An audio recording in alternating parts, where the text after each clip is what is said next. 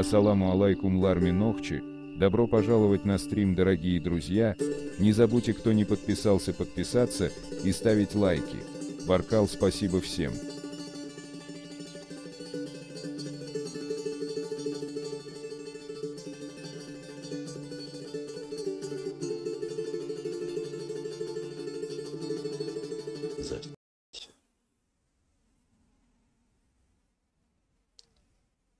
Как вы? Футбол ауштойшего, наверное, беспонтовые. Пошла в Рамазот тетерха. Что я говорю? Ага. Рамазотти что-то пропал в последнее время. Да многие пропали, честно сказать. Хотя там на Бяхце был. Как мы говорили ранее,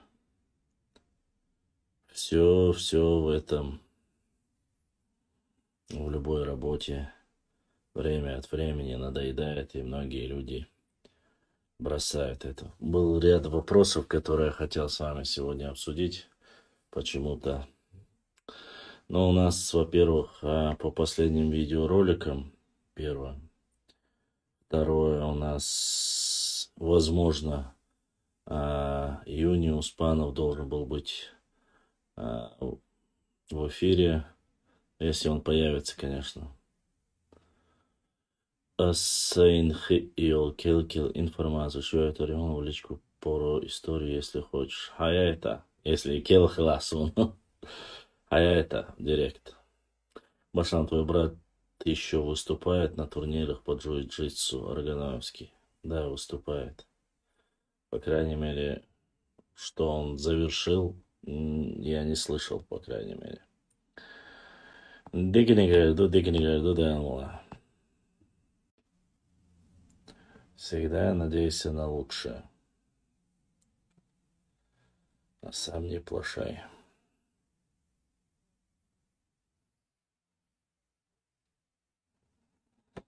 Так, да, и если сегодня присоединиться, Юни Успанов был недавно на конференции в Грузии.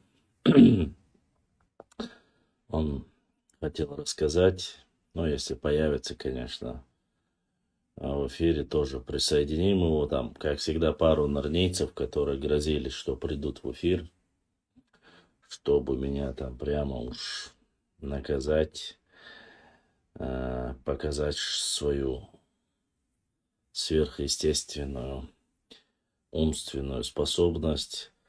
Но, по крайней мере, за ними бегать я не буду, но если появится, буду рад увидеть, посмотреть, что же за такие сверхчеловеки, которые грозятся все время и никогда не присоединяются к нашему эфиру. Хотя вы знаете, что дискуссию вести мы всегда ведем его как-то более цивильно. Есть еще пару моментов, честно сказать, я не понимаю, присылаете ролики особенно интенсивно про Бамут, про все остальное, что там якобы на телеканалах распространяется, что по этому поводу. Во-первых, границы уже, в принципе, установлены. Если кто-то пытается опять на этой теме поднять и эту тему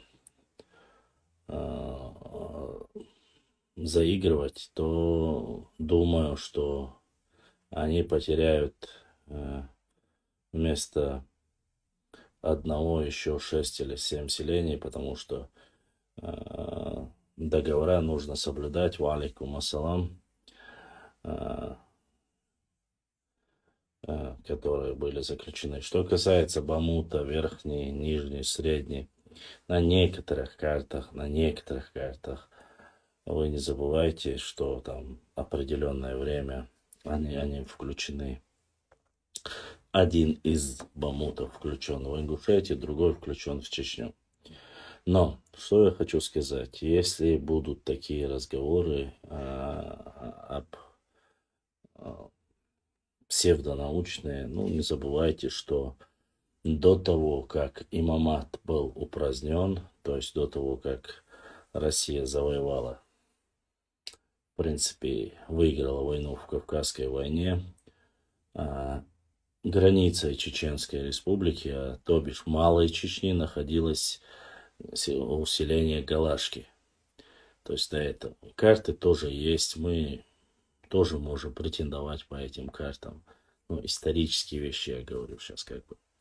Вот. А плюс ко всему этому еще не забывайте, что каждый раз, когда вы поднимаете, каждый раз, когда затрагиваете, распространяете эту ложь, вы сами подливаете горючий керосин, как говорится, в тлеющий огонь. Вот. Что касается Бамута, он никогда не был территорией Ингушетии и не будет. Вот. Это и плюс ко всему, ну, до 1000. Вот когда такие разговоры ведут люди, на что рассчитывают, я не понимаю. Я понимаю, для чего это делается, почему это делается. Закидывают, но люди могут точно так же претендовать, сказать, до 1860 года, кому принадлежали эти все селения. И были ли вообще такие территориальные единицы, административные единицы, которые есть сейчас. Поэтому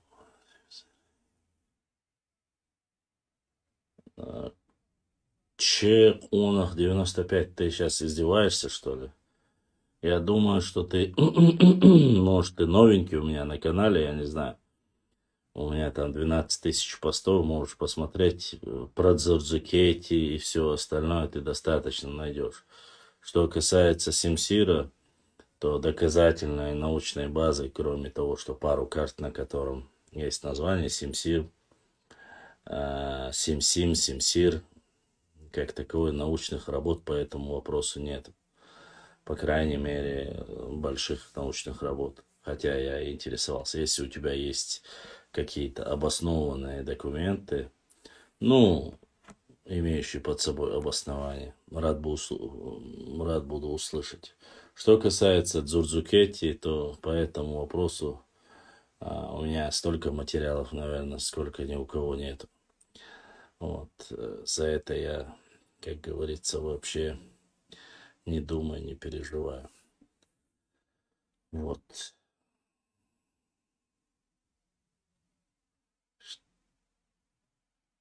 Моя штука. Так. Если у вас есть вопросы, вам желательно сразу задавать. И потом еще один чикиндес, который тут там пасется у меня на канале, начинает там про Цору говорить. И это, я надеюсь, он увидит это видео, посмотрит, может быть, в эфире, в Ютубе. Нет, я такого государства, которое было от Карачаева-Черкесии до моря, я не знаю. Ну, в Википедии можно написать все, что угодно. Должны быть, ты посмотри сноски, откуда взяты. Я, честно сказать, не слышу. Что касается... сбился я как-то. О чем я рассказывал.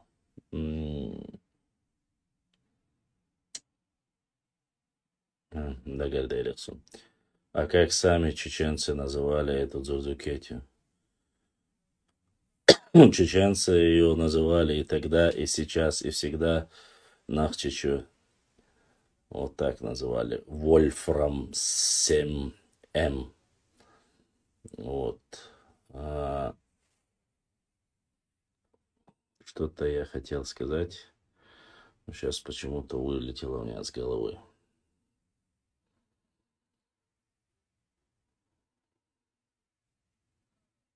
Хотя в голове такое было.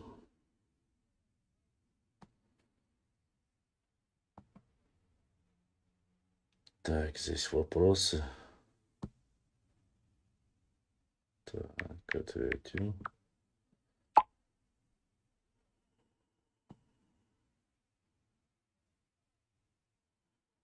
Да, про Цхора, да. Хорошо, что напомнил. Вот он мне начал рассказывать, что про Цхора и так далее и тому подобное, что вот Цхора это 89 фамилий, он говорит, все они Цхора, и мы якобы являемся Аллах. Я, во-первых, никогда в жизни, кто там в Ингушетии себя Цхорой называет, нет, мне и дела не было, я никогда не вмешивался в это. Это раз. Во-вторых, что касается Цхоры, в Чеченской Республике проживают ногчи из Тейпа Цхорой. Они есть, были, будут и всегда существовали. Если у вас их там нету или они себя называют ингушами, это ваше личное как бы дело. Я не вмешиваюсь сюда. Но те, которые здесь, они были у меня в прямом эфире. Не то, что как бы другие, я не знаю, но чисто Саюрта Роша, Тагяга Лодоша, Волчган Тур в прямом эфире. В эфире сказал, что он Цоро и он является исконно ногчи. Вот поэтому, что у вас есть, мне, честно сказать, не сильно волнует. А вот то, что есть у нас за своих, я как бы могу говорить и говорю. Поэтому, надеюсь, обид никаких по этому поводу у нас не будут. И я там номер оставил, если хочешь там мне связываться по вашим номерам, вам звонить или что-то, рассказывать ваши гонки, сказки, мне дела до этого нету, честно вам скажу. У меня есть работа, по которой я работаю и на которую я не отвлекаюсь, несмотря ни на что, ни на какие ваши разговоры. Если вам что-то вас не устраивает конкретно, или вы пытаетесь, есть достаточно видеороликов, которые я могу показать вам, за слова, которые я говорю, я могу ответить. Поэтому за других не знаю, за себя могу ответить. Вот такая вот ситуация. Башлам. Геаур был дуаше дойзихун. Наша бабушка нас так ругала, когда он был. Да, конечно, это геурами называли неверных во времена Кавказской войны. Геур, это говорили бабушки наши, моя бабушка тоже говорила.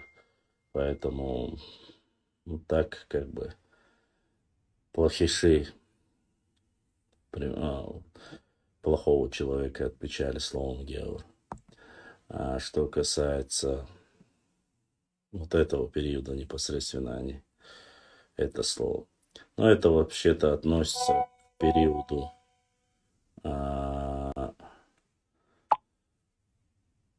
Кавказской войны, как я вам сказал. Много вопросов по этому. Ассаламу алейкум башлам. Дойкер ойлар перевале кореневу захоронение уэльдера. Пока не видел. Честно сказать, не видел, врать не буду.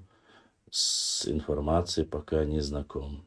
Да, у меня сейчас пока, по крайней мере, я без колес, поэтому не везде всегда. Ингуши это тэп. Ингушт, я не понял вопроса. ЧР 95X. Я не понял твоего вопроса, честно сказать.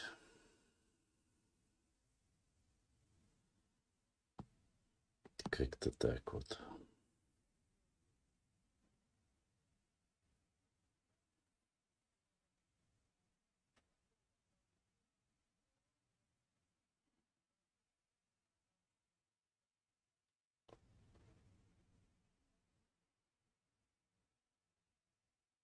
Да, еще один Сюлей там писал мне на Фейсбуке, вспомнил, сейчас как раз думал, что же.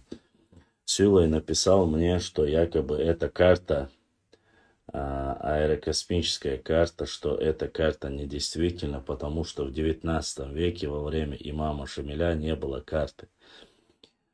Кто-нибудь, пожалуйста, объясните этому Сюлей, что карты рисовали не во время имама Шамиля, и вот оригиналов карт, которые рисовали в то время, их очень мало, и они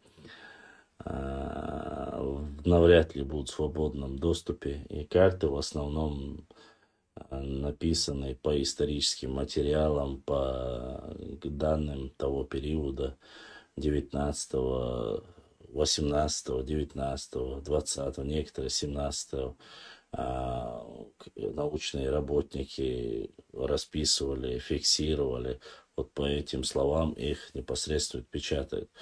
А если Сюлей настолько необразованный, не понимает, что не обязательно нужно иметь космические какие-то аппараты для того, чтобы делать карту, то это его проблема. Конечно, всех людей не научишь, всех всему не обучишь, но все-таки глупость некоторых людей, она, конечно же, очень настораживает. Да не только Сюлю. Некоторые наши представители начали писать где-то то ли в Фейсбуке я видел, то ли в Ютубе я видел тоже высказывание о том, что вот почему я там пишу нахчи, дзурдзуки и так далее, мечекизовцы. Уважаемые друзья, всем, кто впервые заходит на мой канал, читает какие-то посты про тейпы, про башни, про историю, всегда вначале салам, приветствие, и после этого непосредственно у меня там идет, как говорится, перечисление для особо тупых, тех, которые не понимают, я не говорю, что все тупые. Наш канал в основном он образовательный, в первую очередь доводить до людей, обучать истории, культуре, традиции, географии нашего народа.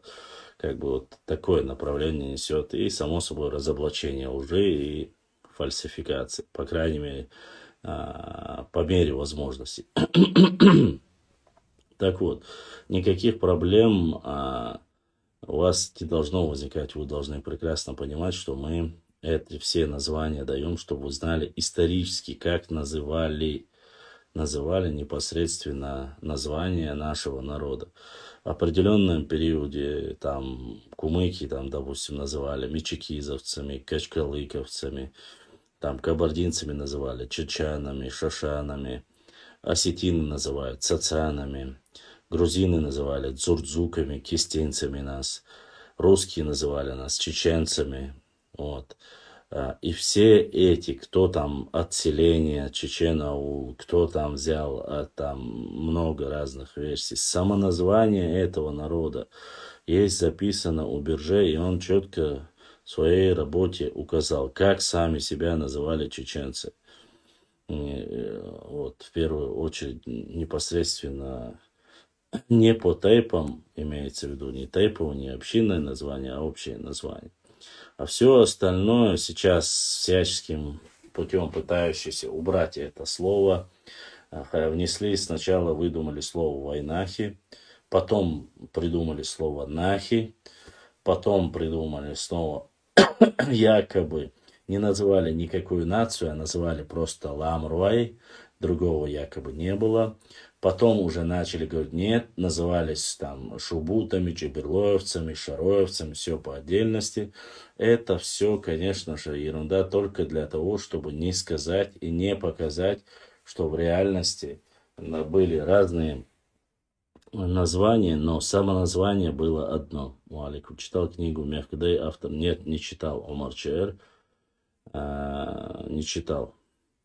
Вот. И поэтому мы должны прекрасно понимать, что вот эти названия в начале, я понимаю, может быть, каждый раз вам это въелось, может, вам это неинтересно, может быть, там кому-то это вот считает, что, ну, не то это, алхиетша шталаха.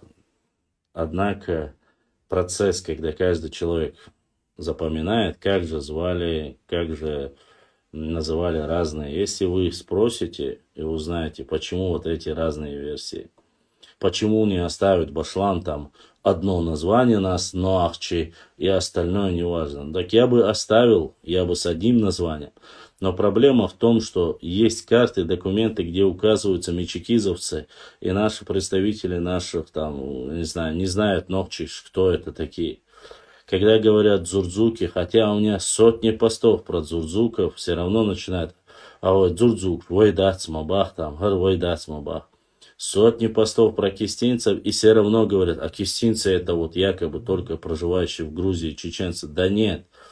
Кистинцы, проживающие в Грузии, сохранили самоназвание с тех пор, как их начали называть. То есть они жили все время среди грузин, и это грузинское имя, которое было дано всему нашему народу, оно сохранилось. И поэтому на многих картах и немцев, и других представителей фиксируется непосредственно это название. То есть кистети на грузинских картах есть кистети, есть и дзурдзукети названия. И я их публикую.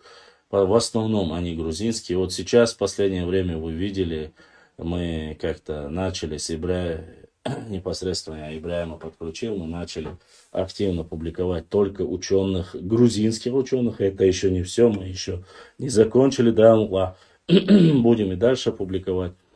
То есть работы грузинских ученых, где они говорят о чеченцах, как взаимоотношения с чеченцами, кого они считают своими там братьями. Ну, грубо говоря, вы должны понимать, когда мы говорим о братьях, мы почему-то сразу воспринимаем единокровные, то есть от одного отца мать. Нет.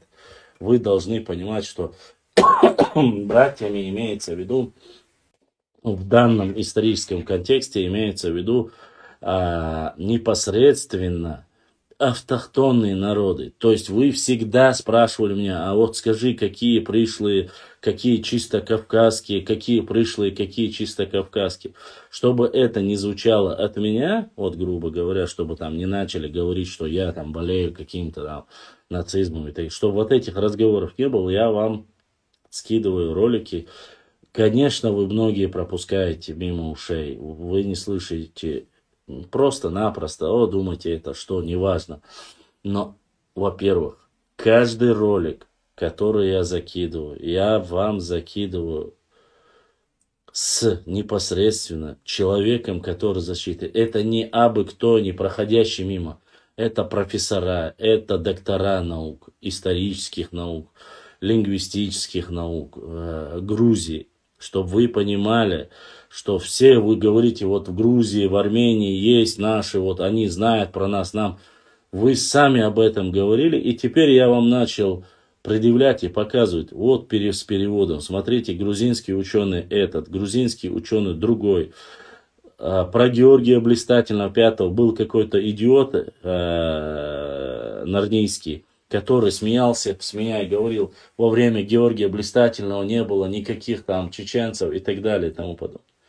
Но документы каждый день, вы видите, публикуются. Доказательства того, что говорил Джавахашвили, как их профессора это рассказывают. Как рассказывают о взаимоотношениях с Грузией, Парнаваза, его жены,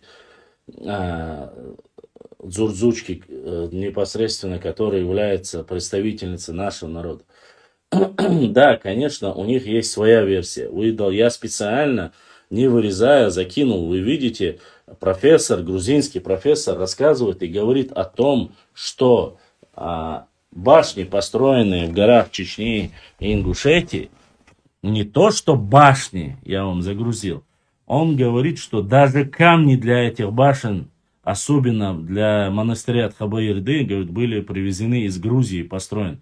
Они не говорят, что Тхабаирды там чеченская или ингушская. Нет, они говорят, что это построили грузины, что это все их вотчина была. То есть, само собой, люди были непосредственно там, жили и чеченцы, там, ногчи жили, где живут, ингуши вполне возможно жили, где живут. Вполне возможно. И речь не об этом. Речь о том, что непосредственно он рассказывает о том, что было на самом деле в этот период Средневековья. Я вот по активности, по тому, как пишут, по тому, как просматривают, увидел, что многие реально вообще не догоняют, в чем тема, да. Не догоняют. Есть те ребята, которые, конечно же, понимают, насколько это важно. Это очень важно не потому, что это сказали грузины.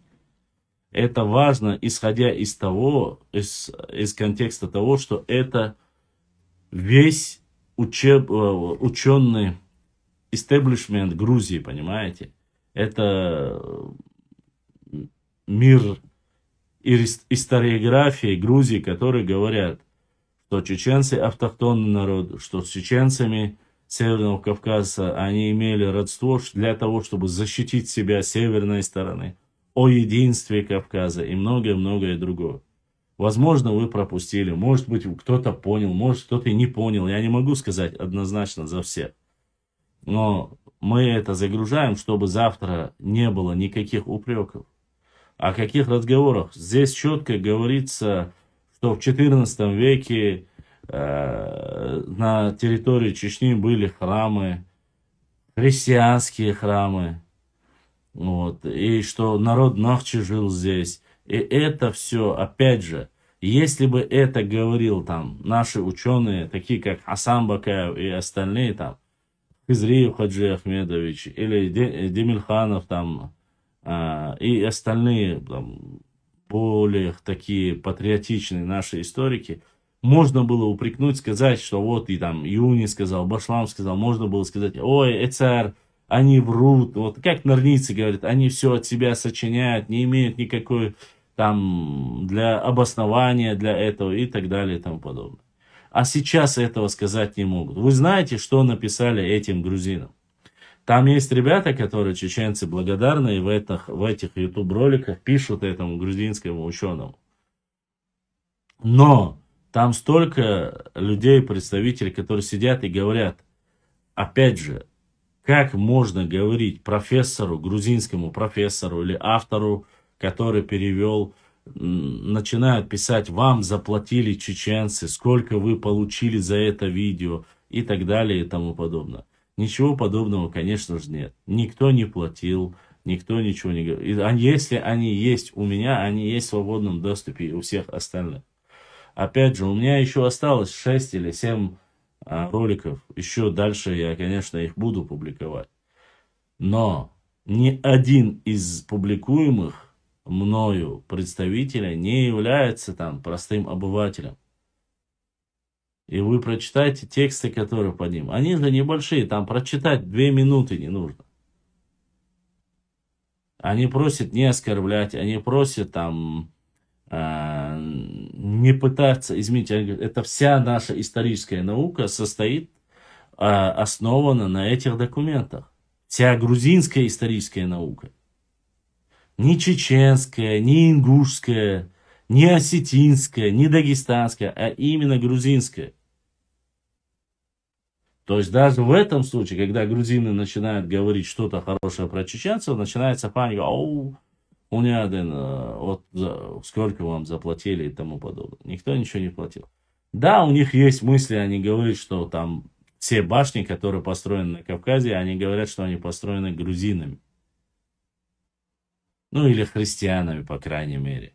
Но это их доктрина, они христиане, они могут вот в таком формате рассказывать. Тут уже вопрос непосредственно ученых должны быть.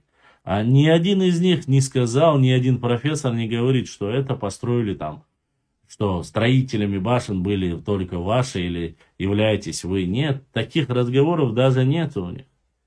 Они говорят, это наши, мы построили там. Это не говорит о том, что они там лжецы и так далее. Нет, эти люди просто-напросто потихонечку готовятся, готовят свои работы, пишут по этим работам диссертации, защищаются.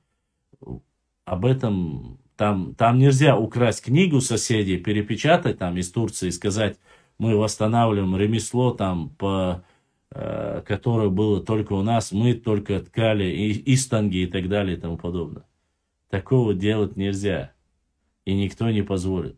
И какой-то там, я не знаю, норниец, который сядет и будет рассказывать сказки и говорить, 300 лет тому назад там Джавахашвили ошибся, и тогда, ну, Если я там неправильно назвал фамилию, прошу прощения. Бехмадил. Да. Да. Дорогие друзья, не забудьте ставить лайки и подписаться на канал, кто еще не Я подписался. работаю пока. Баркал, всем спасибо. Нет.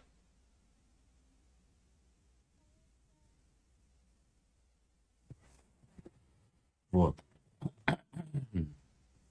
Поэтому мы, конечно же, пытаемся, делаем все, чтобы вам показать. Я специально не убрал эти моменты, чтобы вы понимали, что там какие-то ученые, не какие-то ученые, самые сильные ученые, материалы работы которых сегодня являются основоположниками, то есть оттуда отталкивается вся грузинская историческая наука. Меня не касается там, что какие там, я не пытаюсь опровергнуть взаимоотношения грузин и армян, или грузин и абхазов. Там большие тома взаимоотношения с абхазами. Это внутреннее дело грузин. Я туда не вмешиваюсь. Меня касается только вопросы, касаемые Кистети, Дзурзукети, там, Парнаваза, Тамары, грубо говоря. Вот только вот такие моменты, касающие непосредственно нашего народа.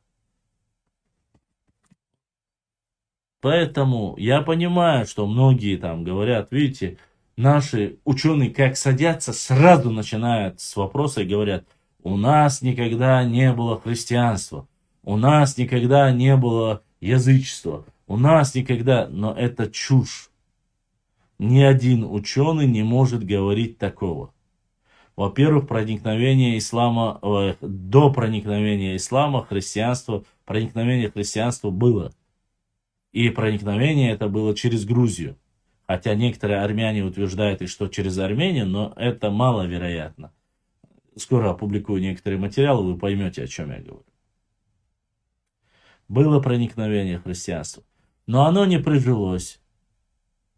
Не прижилось. Со всеми какими-то не было бы хорошими взаимоотношениями, добрососедскими, братскими отношениями с грузинами, со всеми, но не прижилось оно. Проникновение иудаизма на территорию нашего региона тоже оно было, но тоже оно не прижилось. Что касается ислама, прижилось ли оно или нет, конечно, прижилось.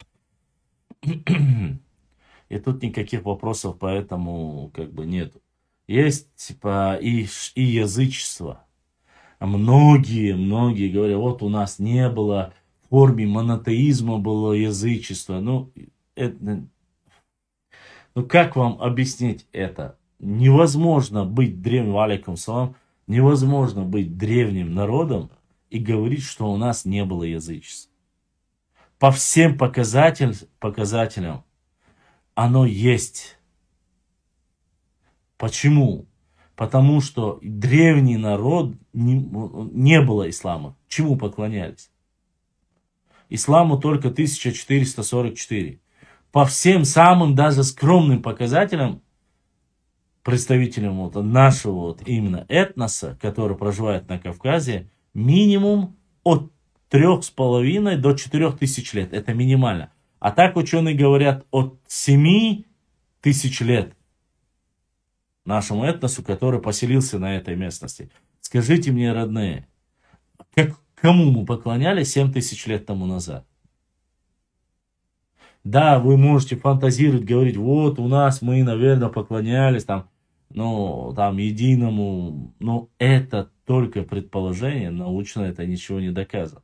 А научно доказано, что были и поклонения и Тушоли, и Дела, и Села, вот эти Хиннана.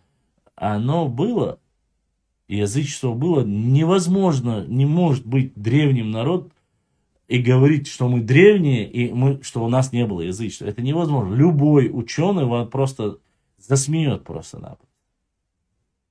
Засмеет. Я, конечно, не говорю там бегать с этими колпаками чудными, там говорить, вот у нас эти колпаки были, это, то. Я вот этого не говорю, там, про одеяние какое. Это все нужно доказывать. Честно сказать, в некоторых случаях, когда даже их показывают, бывает немножко смешно. Ну да ладно. Ассаламу алейкум. Честно говоря, мне плевать, как нас называли другие. Главное, я знаю, что я ногчу. Алейкум салам. Тут об этом никакого спора и нету. Башлам, я так и не понял, когда ты выставил один старинный фильм, посмотрел его и ничего не понял. Чего ты хотел сказать? Что за старинный фильм? Может, напомнишь для начала? Башлам, когда нас называли дзурдзуками, мы себя как называли? Еще раз. Мы всегда называли себя нахчи. Дзурдзуками это название дано грузинами. То есть, если в истории нам не само название дзурдзуки важно, вы должны понимать. Важно то, чтобы доказать, что дзурдзуки это нохчи. Почему? Потому что в истории, как дзурдзуки, если определены, это что мы по древности, что вот это древнее название нашего народа, и что в истории есть, вот для чего это название нужно. Никому по-другому никакого названия не нужно, оно...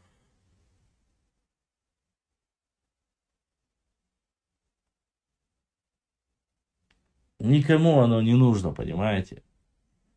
Если вы думаете, что оно кому-то нужно, нет, оно нужно только для одного. Чтобы удревнить себя.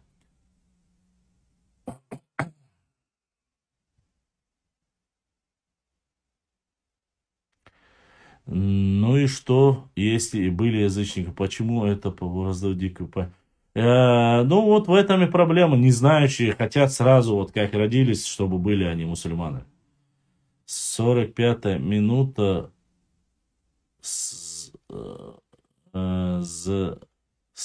зато в Грузии, не понял я. Это уже история, мы должны принять факт прошлого. Конечно, должны. Без этого никак нельзя. Он имеет фильм «Мольба». Угу. И, послушайте, вы имеете в виду про вот Хевсура, да? Важа Пшавела. Чтобы вы понимали, вот эта «Мольба», фильм Важа Пшавела, который был снят, вокруг него в прошлом году целая на конференции, помните, у Юни Испанова произошел еще инцидент, ныне покойный этот Аслан, да? Аслан его звали, или как его звали, я не помню сейчас. Это все только для... Там был где-нибудь... Ты был где-нибудь, кроме ночи? Свободного? Ты мне говоришь? Я в основном-то и был везде. Здесь... Здесь не столько, а за пределами в основном я жил. Здесь последнее время только, когда началась, до Первой войны, я уже жил дома. До этого я был по всему, так сказать. И за границей был, и в Саудовской Аравии был, так что пришлось побывать. В других странах, конечно, был. Я же не говорю, ты думаешь, что я сижу в одном регионе, что ли, только и все? Нет, конечно, был. Вот. Вот эти процессы, они необходимы, они нужны. Вот. Почему ему воспрепятствуют и пытаются, ну, может быть, по незнанию своему.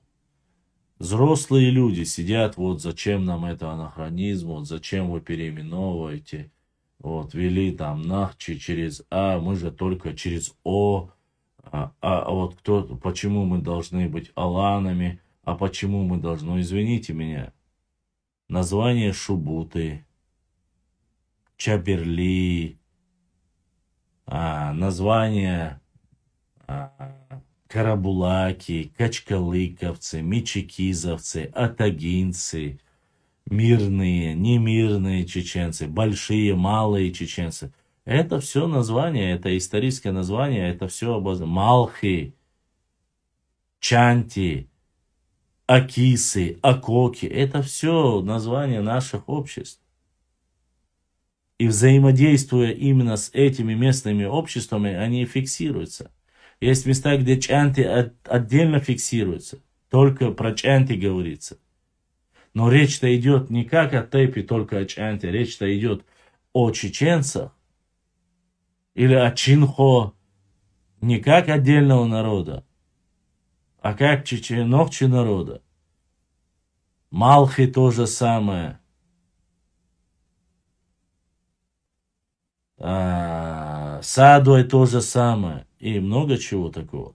Скажи честно, для своих подписчиков, ты сдавал когда-нибудь чеченцев властям, сотрудничал с властями в грехе? Нам, подписчикам, важно это, честно ответить.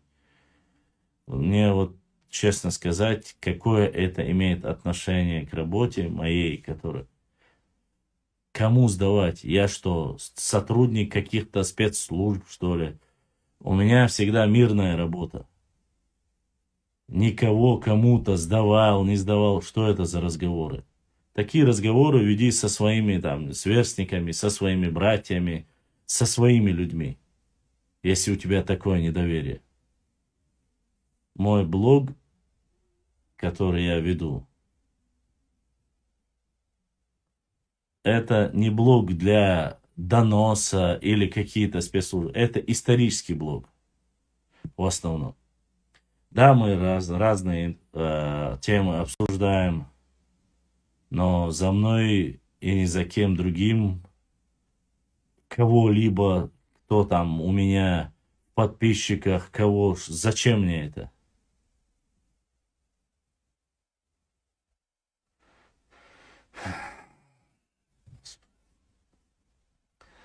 Послушай, этот вопрос мне уже здесь задавали. Я не знаю, это ты или опять, или у тебя по ходу мания какая-то через определенное время задавать один и тот же вопрос. Я всю свою жизнь работал в разных организациях. Но этот блог, я работал правозащитником, я работал разными общественными организациями, различными, российскими, пророссийскими, многие, какие, но никогда в жизни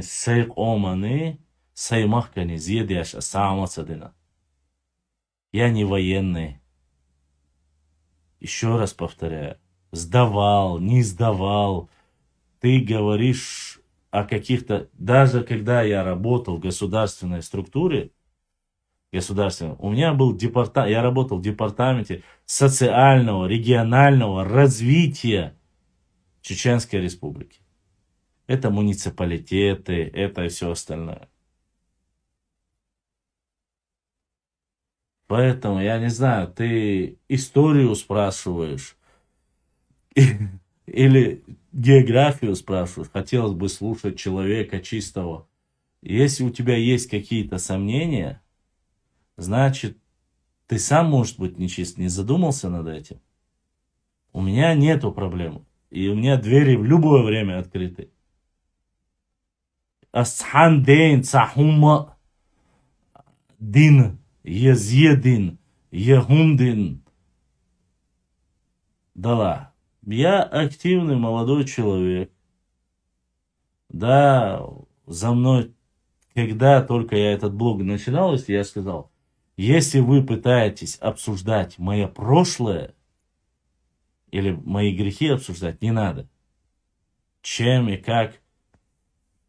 Поэтому, боюсь, Юни, авианио. Запрос хаяет поэтому ты ошибся адресом. Еще раз повторю. Я не военный. Я в основном пацифист. Моя трудовая деятельность не связана ни с какими-то специальными секретными документами или военными людьми. Так что вы просто-напросто лишний раз попутались. Так что со мной вот эти тага шамил шпома хуцауша солнце цепвалгаш лирс ерк точнее чаханах я люцауш. Ну, все прекрасно знают. У меня никаких проблем с этим нет. Расскажи о городе Ачкой-Мартан, его статусе, карту, ее увеличение видел. Да, Осетии, пригорода, Очхой, Марбу, 4, а там... Да, я видел это все. Статус городу, не заводись, я просто спросил. Я не завожусь, мне просто обидно, если ты представитель моего народа, что ты делишь наш народ на хороших, плохих и так далее и тому подобное. Это не то время. Я самый большой противник, чтобы делить мой народ, тем более тех людей, которые любят свою родину. Я никогда, по крайней мере, своей родине ничего плохого не делал. И никогда не занимался тем, что ты говоришь. Да, я ни перед тобой, ни перед кем не оправдываюсь. Всевышний Аллах видит мое сердце, так что все нормально. Башлам, почему воспринимаешь их всерьез? У меня нервы не выдерживают. Пошли их на... Я не буду никого посылать. Ора не щеглых.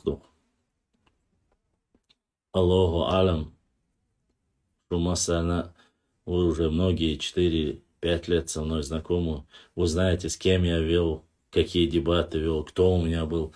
Наверное, один из самых таких каналов у меня, и мы всегда ведем себя достойно.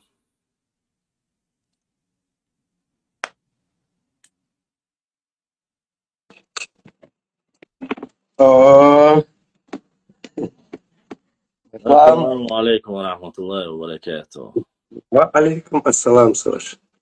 Ва алейкум ассалам. О, Мокшо, муя. Метвяня, вылечился ты? كثير على أسبوع قرر مخلون تيجا بدنا كوار بلن ديشن درتها سليمان زي نو حياة رياچاش ديك دا تلمحتم مدر دي تبدا تشاش منابرة غولي يا شيخ как лекарство. Пошла, صحابي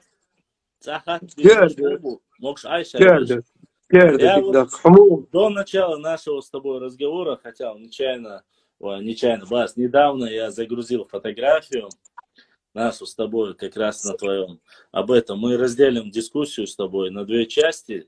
Да, первую часть это мы непосредственно поговорим о последней твоей поездке, вот, которая была очень плодотворна на мое, как говорится, на мой взгляд.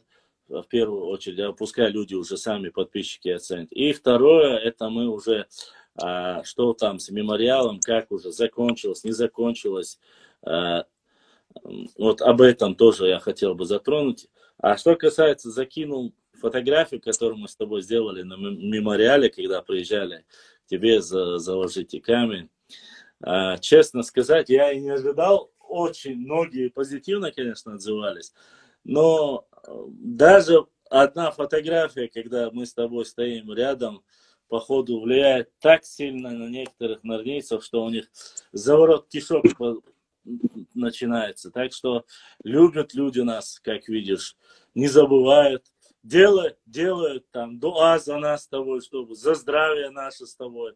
И ситуация. И всем до того, как разговор начать, я хотел бы сказать, Юни недавно был приглашен нашими грузинскими друзьями, соседями. Юни, чувал, ты зашел в Веркадели, 1 человек донатил. И то хорошо. И наш брат Юни был приглашен в Грузию, и хотел бы, чтобы, Юни, ты рассказал немного о важном, нужном, интересном, что посчитаешь нужно рассказать, и что-то, может, новое ты приобрел. И плюс ко всему, хотел бы твое мнение услышать. Ты, наверное, видел последние ролики, которые я загружаю, и про Влажу Пшавеллу, вот то, что мы, моменты, видео, ролики, и про Дзурдзукетти, все, что я скидываю, все эти ученые, профессора, они все грузинские. То есть материал с грузинского языка переводится, и видеоролики еще будут. Что ты думаешь, вот комплексно постарайся рассказать, чтобы наши Ciao, Раскомата, выстроили? Да, Раскомата. Я вообще как бы специально не готовился, конечно, а что делать? Есть много моментов поездки в Грузию, но я буду максимально корректно и говорить вещи, которые очень важны для нас. Я скажу, как есть.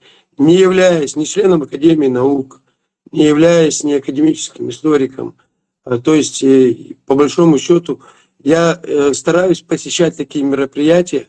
Во-первых, это важно для общего развития. Это для общего развития. Второе, понять нужно тенденции, которые идут, процессы, которые происходят в изучении истории, которые важны нам на будущее, конкретно нашей нации. И, конечно, очень приятно, что грузинская сторона, проводя конгрессы, конференции, исторические симпозиумы, всегда приглашает Чеченскую академию наук, приглашает чеченских исследователей, чеченских ученых. Это очень важно. И, конечно, признательность нашим властям, которые Академия наук на сегодняшний день, Джамбулат Умаров, то есть точно так же, понимая, что наши должны ученые принимать участие в такого рода конгрессах, они отправляют, командируют туда наших ученых. В этот раз, очередной раз, была команда серьезных ученых наших. Это был лингвистическо-антропологический конгресс, первый лингвистическо-антропологический. Но он, как обычно всегда бывает, делится на секции. И по тематически, то есть как там был и Султан Исаев, который был археолог. То есть у них была отдельная секция, где они выступали, каждый там со своими докладами. Были лингвисты, наши девушки, ученые, которые выступали и рассказывали все, что связано с фонетикой, с словообразованием, искали общие нарративы, которые есть в наших языках, кавказских языках. Вообще, конечно, очень атмосфера очень нужная, правильная. То есть ученые были приглашены, 200 участников ученых с разных стран, с Норвегии даже были люди, со всех северокавказских регионов, с Осетии были делегация, была с Ингушетии была команда ученых, с Чеченской республики, Дагестан хорошо был представлен, Азербайджан. То есть там было очень много ученых, и все делились на секции. Естественно, физически каждую секцию посетить я не мог, хотя хотелось бы, конечно, послушать каждого, и какой-то, в конце концов, даже в том, что ты не являешься специалистом, очень полезной информации можно было бы подчеркнуть. Но я был на секции, посещал на исторической секции, где приезжал туда наш Сулейман Демельганов. Вот он приезжал с 2 докладами. Один доклад у него был о взаимоотношениях чеченцев и грузин 16-18 веков. То есть и второй доклад у него был символ волка у народов грузин. И там, конечно, это были очень хорошие доклады. Потом уже на завершающей заседании все, когда ученые собрались, конечно, отметили, грузинские организаторы, ученые отметили активное участие чеченских ученых в Конгрессе и были очень благодарны. И все со стороны, все ученые, естественно, выражали благодарность за компетентные, грамотные, важные такие вот доклады. Для себя я, естественно, понимая, что последний раз, когда был как-то случай, ты даже сегодня его упомянул, Аслан Кудзоев, Далгештуэцин, который тогда была ситуация, хотя этот человек в адрес того ученого, который был на том же конгрессе тот раз, когда Аслан позволил себе провокационные вещи, и когда я ему сделал замечание, и этот ученый ему выступил и аккуратно, корректной форме сказал ему: Аслан, не надо так говорить. И он после этого, когда умер, Аслан позволил себе публикацию в том же Фейсбуке и написал: пусть тебе могила будет плитой, там еще что-то там, то есть начал оскорбительно, не подобающие даже ни ингушу, ни мусульманину, тем более вещи говорить. Но я к чему, что с для меня еще очень важно было атмосфера, которая проходила.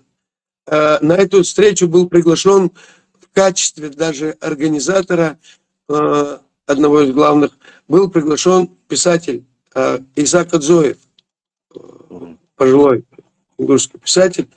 Но я скажу, как есть, кому-то может не понравиться, там еще что-то.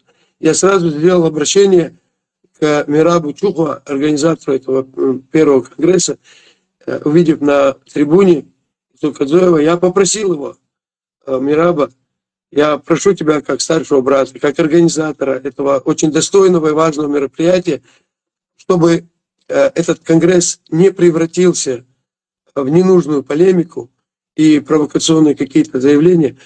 Прошу тебя акцент сделать именно на ингушской делегации, чтобы призвать их к тому, чтобы ничего не прозвучало того, что заставит им отвечать и создать какую-то конфликтную ситуацию.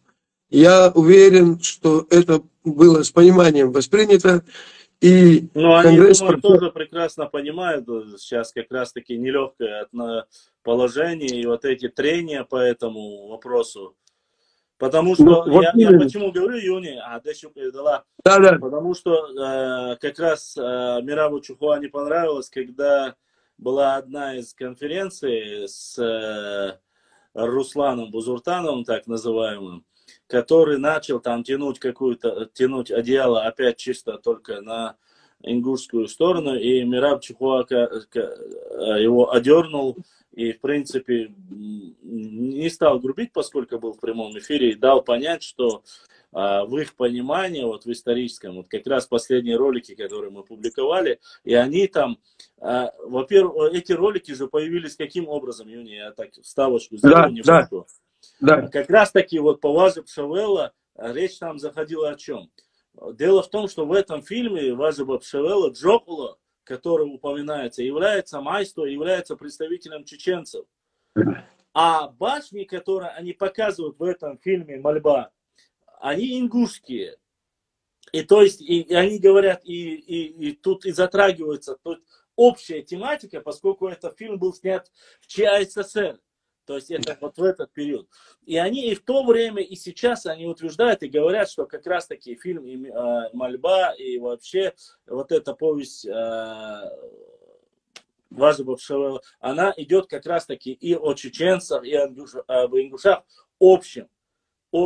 И вот когда начали публиковать вот эти материалы, они как раз таки началось с этого. Когда этот ученый опубликовал материал, начали ему писать якобы нет. Ну, как всегда, норвежцы начали делать атаку, там типа это не имеет никакого отношения к чачанам и так далее и тому подобное. Этот ученый, я сейчас подвожу к тому, что ты говорил как раз таки. Этот ученый четко заявил: послушайте, вся наша научная историческая база основана на этих ученых, и там перечисляется и Мираб Чухуа, и все остальные, он перечисляет и говорит: у нас, по нашим данным, дзурцуки, хистинцы – это чеченцы, а также и ингуши, говорит.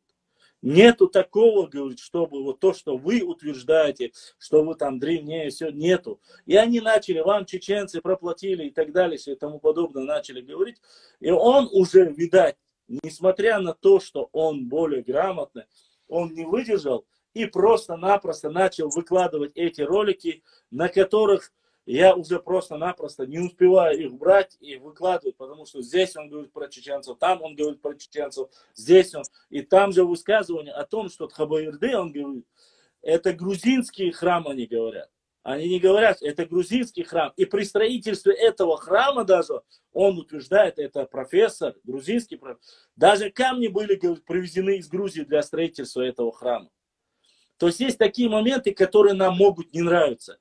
Он точно так же говорит, что в Хайбахе есть башня, на котором был крест, и говорит, есть мнение, он говорит, еще советское, ЗАС, он, кажется, сказал, ЗАС или Миллер, он сказал, что якобы он утверждал, что вот эти башни были построены грузинскими каменщиками.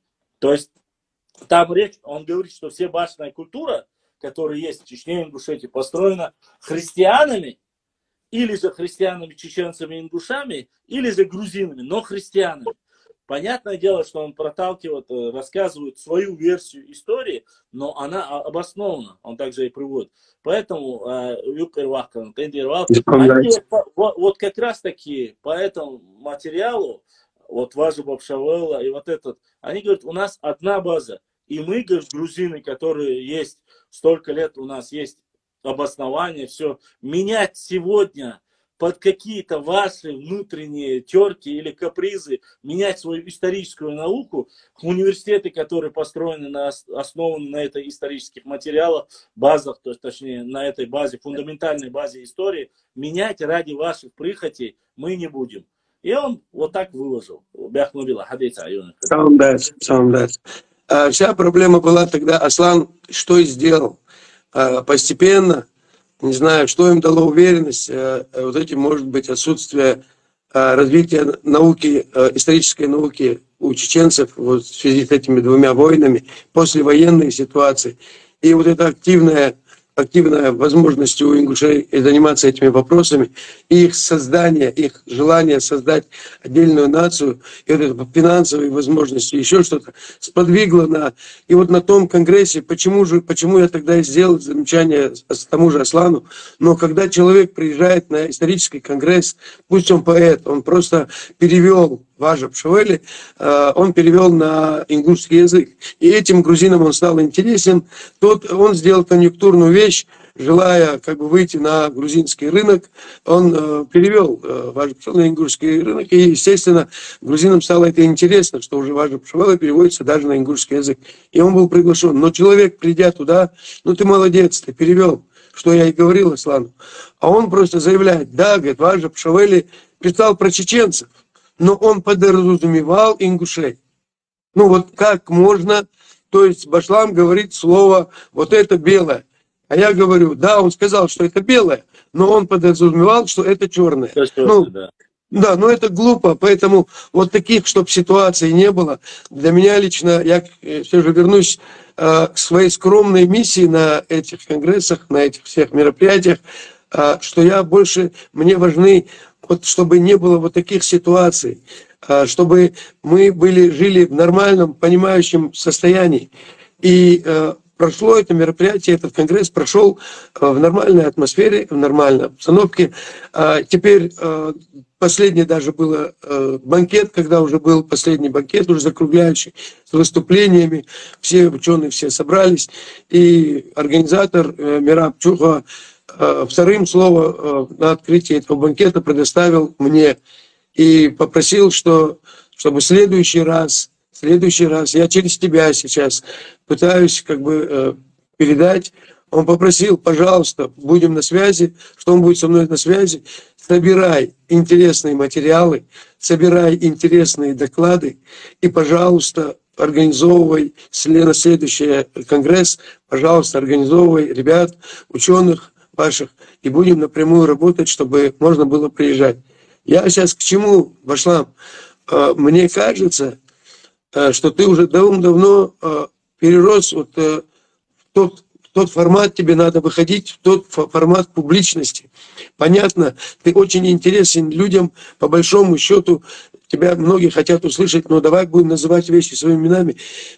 Простой народ, как бы люди, которые, может быть, не так глубоко знают историю, им важно услышать мнение историка. И сегодня, на сегодняшний день, очень правильно это дело делаешь, что ты людям, которые мало знают историю, даже свою собственную историю, ты сегодня доводишь это скрупулезно, настойчиво, проходя через всякие вот эти провокационные вещи, пытаясь донести в талдычу, как педагог, которые пришли первоклашки, которые и не хотят учиться, и не понимают, как это делать. А учитель им своим трудом постепенно дает им знания. И эти люди, первоклашки, постепенно приобретают, и уже смотришь, через полгода они уже все читают, все считают, все начинают думать, анализировать. То же самое, это большая миссия, которую ты делаешь. Но параллельно я хотел бы к тебе обратиться, что обязательно на следующий конгресс, да, Башлам, я лично хотел бы тебя лично видеть на нем. Я хотел бы тебя видеть в кругу плеяды тех достойнейших ученых, где твои слова, это окружение, уже совершенно ты был бы в своей среде, где, понимая значимость каждого своего слова, ты достаточно молодой, и для меня лично важно, чтобы вот молодые наши ученые сегодня, уже закаляясь на всех этих конгрессах, над всей этой работой, общаясь с учеными других республик, других стран, других национальностей, других академий наук с разными своими версиями, чтобы вы уже находили личные контакты. Сам конгресс, он очень важен в том, что ты когда лично разговариваешь, даже не в онлайн-режиме, а лично, когда ты можешь пожать руку, когда ты можешь задать вопрос, который тебе интересен. В кулуарах ты можешь постоять, кофе попить с человеком, который тебе интересен, и что-то по его докладу спросить, дополнительные вопросы. Это очень важно. Поэтому я настаиваю, в следующий раз поедешь. Юни, я всегда с радостью, с большой радостью, ца проблемы очень. Я хоть на край света, я саню проблемы, хинцы дюч, у меня проблема с цуэна хаэле, по связи веру. У меня проблема немножко была в другом. Я думаю, ты прекрасно знаешь, в чем, какие у меня есть проблемы. Остальное, вот и сажимот, и проблемы, вот сега я хоть куда угодно поехать, приехать, если нужно выступить, если нужно сказать, просто-напросто с ораторскими данными, с историческими данными, у нас проблем никаких нету. Но,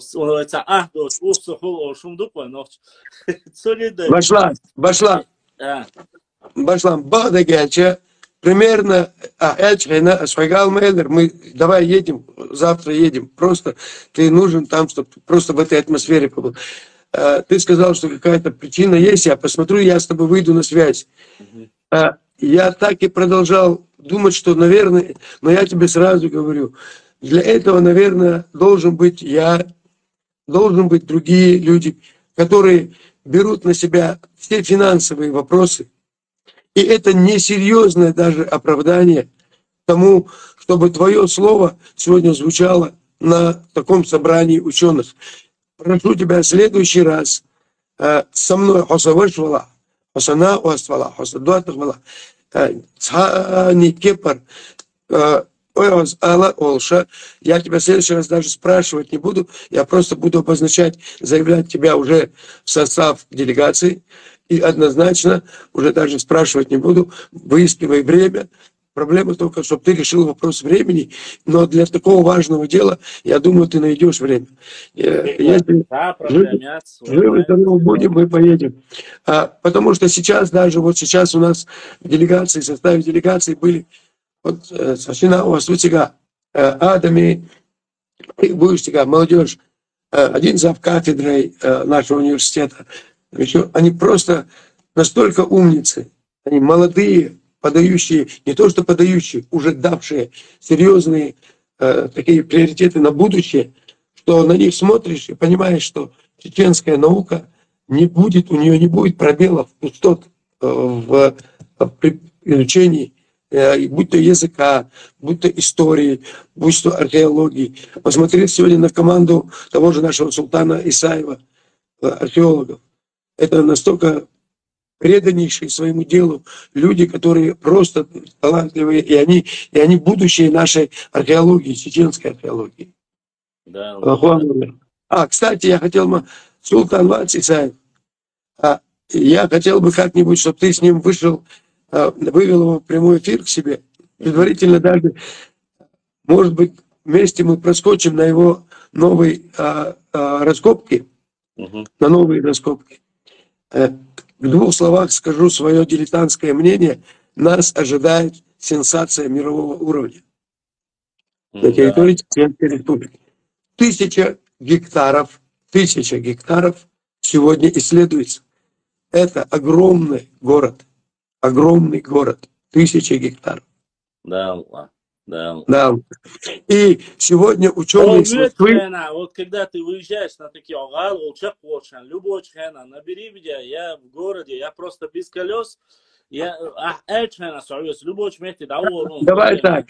сейчас мы эфир закончим, я закончу свой эфир, я с султаном свяжусь.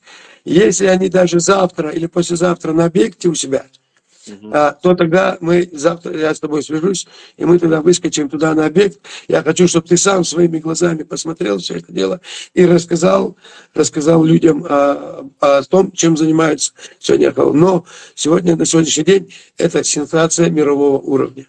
Это мнение не мое, не твое, даже не султана Исаева. Это мнение московских археологов, ученых, профессоров, которые приезжают и занимаются этим объектом. И этому объекту уже повышенное внимание. И нас ждут очень серьезные заключения по этому объекту. Да. Вот я же поэтому всегда, я и просил, и султана, и остальных говорил, ну не теряйтесь, я понимаю, что работа, я понимаю, что суета. Многие люди не воспринимают, многие почему-то сейчас, на сегодняшний день, на сегодняшний день говорят: о, сейчас Инстаграм не работает, запретили в России. Инстаграм во всем мире работает. И мир не заключается только на России, мы живем во всем мире. Если есть во всем мире, тем более он не запрещен на нашей территории, имеется в виду, можно пользоваться, тем более во благо науки, во благо своей родины. Мы не занимаемся какими-то военно-политическими, стратегическими вещами.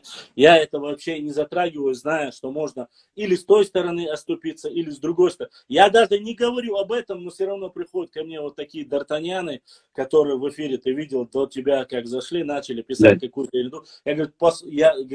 Я хочу, говорит, послушать, ну какое вообще это отношение вообще балабу, что гумду чую. Я никого не сдавать, никого не сдавать. Башлам, я еще раз обращаюсь к тебе. Таких даже просто, вот про себя прочитал начало, понятно, все, даже не обращаю внимания. И тут же это человек, который, по мне, это человек, который засоряет эфир.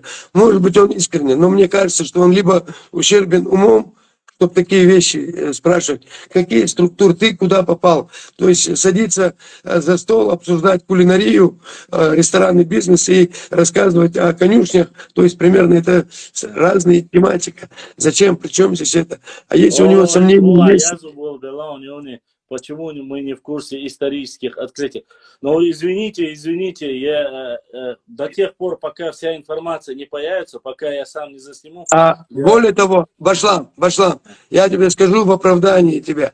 Я, наверное, имея возможность кулуарно личного общения, то есть разговаривая, я, может быть, даже сейчас говорю инсайдерскую информацию. Может быть, мне скажут: Юни, ну зачем так поторопился, даже скажут. Но... Если у меня это вот, настолько на меня это производит... Ну, во-первых, мы с тобой не рассказали конкретно, не говорится о каких местах, что, где, ничего не говорится. Просто, возможно, гипотеза. Это все гипотеза. Нет, я утверждаю. То есть ты сам себе контрольную, да, сделал? Да, все, задний ее прячь. Теперь, пока туда вот поедем вместе, я буду просто смотреть на тебя. Мне кажется, что я буду смотреть на тебя и смотреть с удовольствием, потому что видеть твои большие глаза, удивленный вид, когда ты это все будешь видеть, и я буду видеть, как ты будешь желать этим поделиться со всем миром, этими впечатлениями, этим грандиозным исследованием, которые нас ждут. Реально. Дело в том, что я еще раз, вот понимаешь, в чем дело? Я хочу вернуться к важным вещам. На днях там в Фейсбуке, человек там в Фейсбуке друзья, друг у меня, после всех этих ситуаций, там многие даже, которые прекрасно со мной общались, ингушские друзья, мои братья, они там перестали со мной общаться из-за тех ситуаций по поводу митингов своих, моей позиции по этому поводу. Но один из них из некоторых там остались, и я его воспринимал очень уважительно, как он правозащитной деятельностью занимается. Там еще один, парень индуш. И он что-то там выставил карту, обновил свой профиль, выставил карту с претензией, вот с отмеченными землями со стороны Чечни, на их взгляд спорными, и со стороны Осетии. Со стороны Осетии это отдельная тема, я ее не касаюсь. Меня удивило, что у него на карте вот это ингушский этот шаблон, что ворованные земли. И я написал аккуратно ему в комментарий, что Зачем? Я с левой стороны не лезу. Но почему вот с этой стороны, со стороны нашей стороны, почему для тебя это проблема? Уже даже совет старейшин Ингушетии, достойные ингушские старейшины признают сам факт, что они были неправы с этими митингами, что земли были украдены, переписаны в 2009 году, хотя все договоренности, все были дополнительно еще при Дудаеве, все заключения Аушева, Дудаева, все были выполнены. И в 2009 году, что земли были украдены. Я говорю, все сейчас признают, зачем ты, на мой взгляд, образованный человек, вот это делаешь, когда это вопрос решен. И началась целая плеяда их вот балаболов, которые начали с оскорбления меня, со всех претензий. И этот человек, который умный, на мой взгляд, умный человек, он пишет, что это мы еще разберемся, это у вас там, пока у вас власть путинская, мы там то-то, то-то. Я к чему? Вот это вот желание вот это тупого возвеличивания, оно далеко не заходит. Можно сегодня украсть землю, она завтра вылезет, правда. Можно сегодня ляпнуть про Шавели, пытаясь набрать себе каких-то очков, чтобы соседи или на похоронах, или на свадьбах, чтобы кто-то сидел и как хобби рассказывали, вот какой Аслан герой, кто там возразил, сказал чеченцам такое-то. Но это вся ложь вылазит. Вся ложь вылазит. Сегодня я посещаю Грузию, я не стараюсь не быть банальным подлизой. Вот как сегодня делают большинство тех же ингушских общественников. Мы грузины, ингуши, грузины, мы братья, мы там то-то. Мы не воевали против грузин ни на стороне России, ни в Южной Осетии. Мы не воевали со стороны России в Абхазии. То есть, и вот эта спекуляция на этом, даже на этом конгрессе выступал один ученый и грузинский модератор, профессор, он сказал, так уже в обсуждении темы, он сказал такую фразу, вот у нас там с чеченцами там последние годы, конечно, есть там вот связанные с этими войнами в Южной Осетии, в Абхазии, у нас есть там какие-то моменты. И потом как бы я попросил слова, и вот, казалось бы, не историческая тема современности, но я обратился к грузинскому этому профессору, и к слушателям, ученым, которые сидели в зале, я сказал, это такая свободная беседа. Я говорю, почему сегодня, я сегодня, говорю, принимал участие в строительстве мемориала Хайбах, где грузинский командир, он лично дал команду расстрелять, сжечь 736 человек, женщин, стариков и детей только в одной конюшне. Грузин. Сталинские репрессии, депортация чеченцев. То есть мы сегодня, потеряв половину нации по причине того, что сталинские репрессии, конкретно этот один только Хайбах, ближайших сел, только стариков, женщин, детей, 736 на совести, одного только. Они это знают. Они это знают. Но я им говорю такую вещь. Почему чеченцы мы себе не позволяем? А вы сами посудите, в силу чего? Почему мы не позволяем себе обидеться на Гвашани и сегодня говорить какие-то нелепости в адрес грузинского народа? Почему сегодня вы позволяете говорить, что у нас сложные времена? У кого сложные времена? У чеченского народа в взаимоотношениях с грузинским народом? Неправда. У батальона «Восток», который представлял вооруженные силы России, или же ополченцев, которые там в Абхазии были. Не надо это все позиционировать с чеченским народом, с той многовековой, многотысячной дружбой, отношениями и перспектив, и будущего, всего того, что объединяет. Почему нам хватает на это разума, почему вам на это не хватает? С чем он, конечно же, согласился. Конечно, согласился, и все люди, которые там сидели, поняли, о чем я говорю.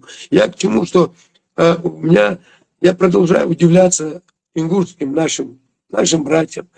Я все жду, когда они поймут и перестанут это делать. Но я должен признать один факт, что эти метастазы Будуртановщины, там назовем их по-разному, но это Будуртанов, это все верхушки айсберга, это просто говорящие головы, это все Кадзуевы, там еще, это все говорящие головы. Здесь процессы намного более серьезнее идут. И сегодня уже эти метастазы пошли прочно в молодежь, уже в подростковом возрасте, их воспитывают на ненависти, их воспитывают во лжи. Но самое страшное, что это ложь, которая завтра же развенчивается. Она становится абсолютно, выяснится моментом это все. Но они все равно ее говорят, не думая, что завтра будет стыдно за это. И не ищут других вариантов, наоборот, сближающих, наоборот, показывающих их настоящее истинное происхождение, родство, великое, общее, там, что у нас есть начало в многотысячной истории. Мы сейчас говорим не за средние века, мы не за эти даже века, не тем более сейчас, когда процесс формирования идет ингушской нации. Хотелось бы здравомыслия и понимания. И вот сейчас, вот то, что ты рассказывал, как Чохова обратился, я уверен, что грузинская сторона приняла для себя однозначно одно правило: не играть в игру, которую им навязывают. Будь то ингуши, будь то другие, будь то же самое чеченцы. Они не должны играть. И на завершающем, на банкете слове я обратился и сказал, что я очередной раз вас всех призываю и прошу быть ответственными в изучении истории, в честности. Потому что мы сегодня не являемся бабушками возле подъезда, которые просто сплетничают. Правда, неправда, что-то про кого-то сказать, проходящего мимо человека, потом тут же переключиться на другое. Ответственность, она должна быть. И не просто комплементарность, там, вот говорить великими словами, там, мы братья, мы там тот. Братья, там же, на этом конгрессе, когда даже Сулейман рассказывал об взаимоотношениях грузин и чеченцев, я уже в обсуждении, опять же, в свободном обсуждении, я сказал, что, конечно, мы можем говорить и общие такие дружеские, очень плотные связи, но надо признавать и что были сложные моменты.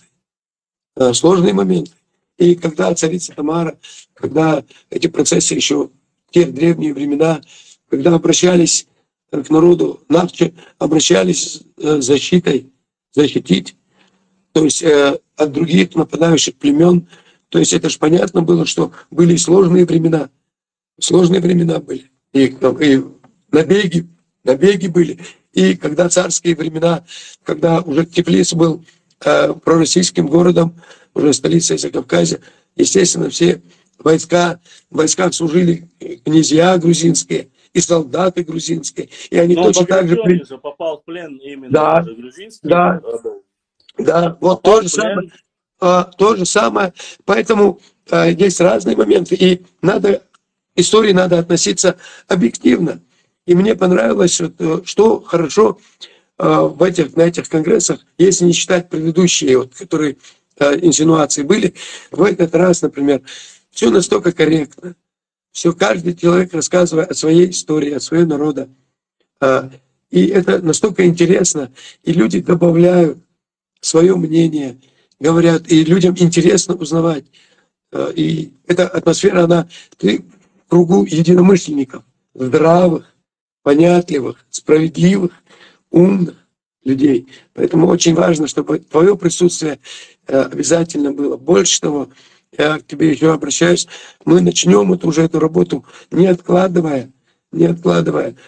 Есть какие еще у нас молодые ученые, чтобы мы их максимально приглашали. Не просто даже по линии Академии наук.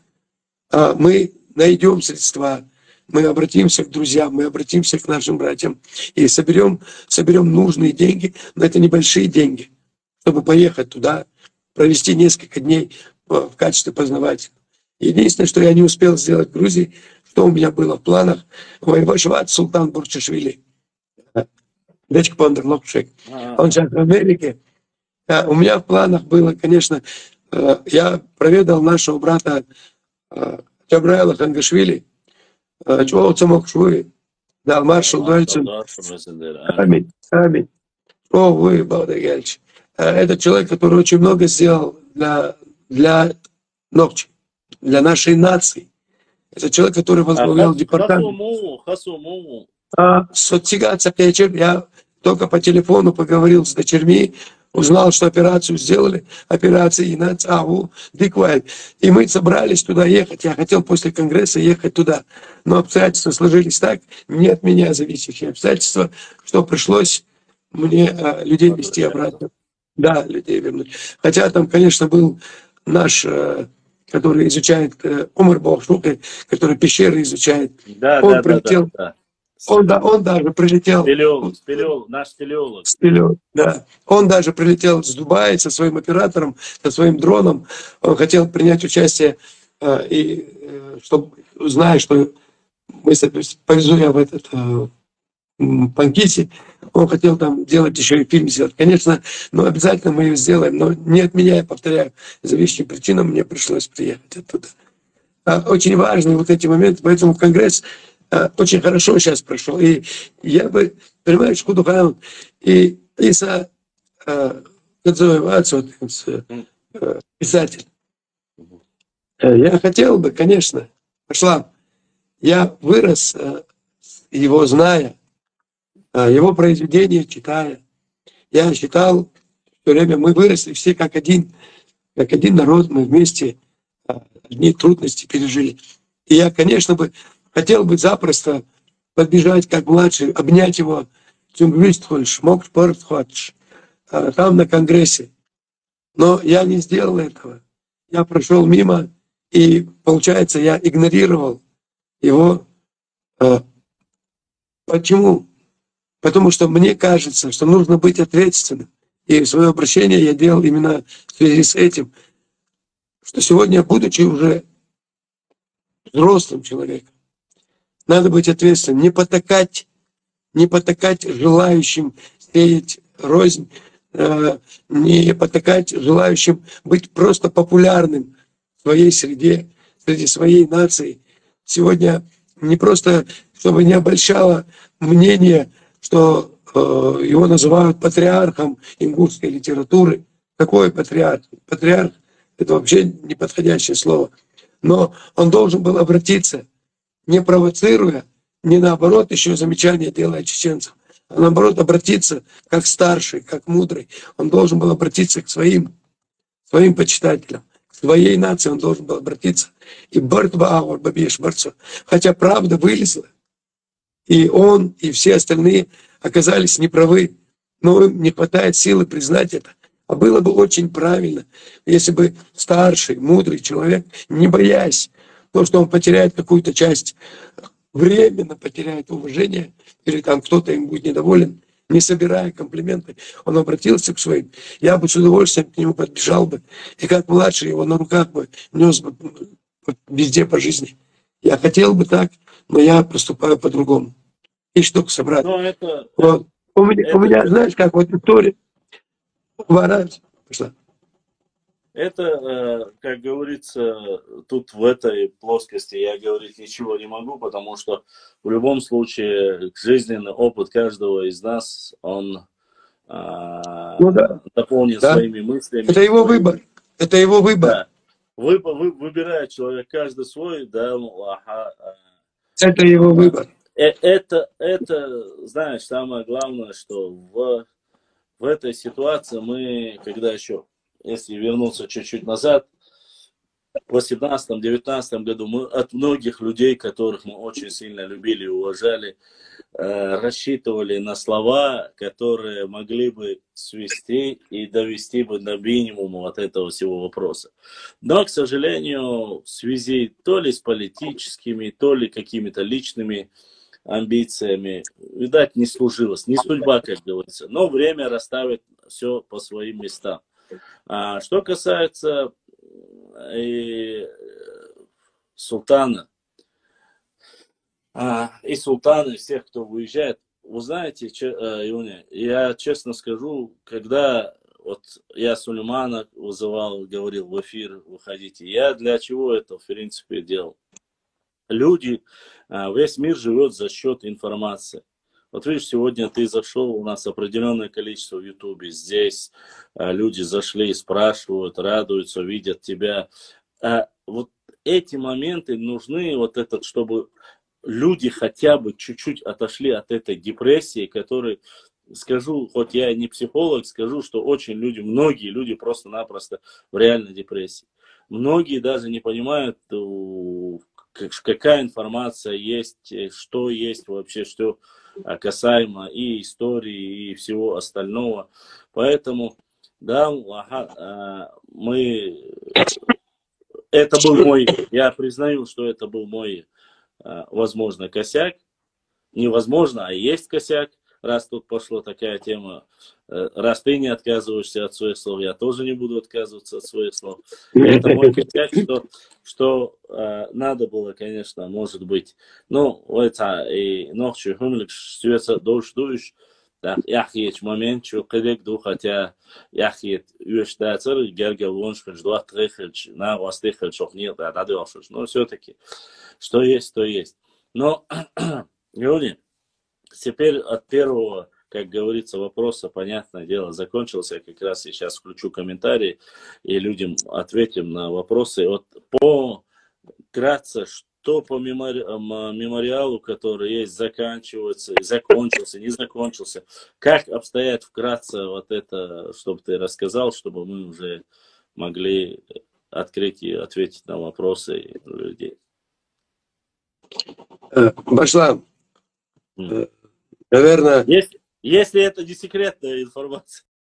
Нет, я просто эмоционально сейчас как бы...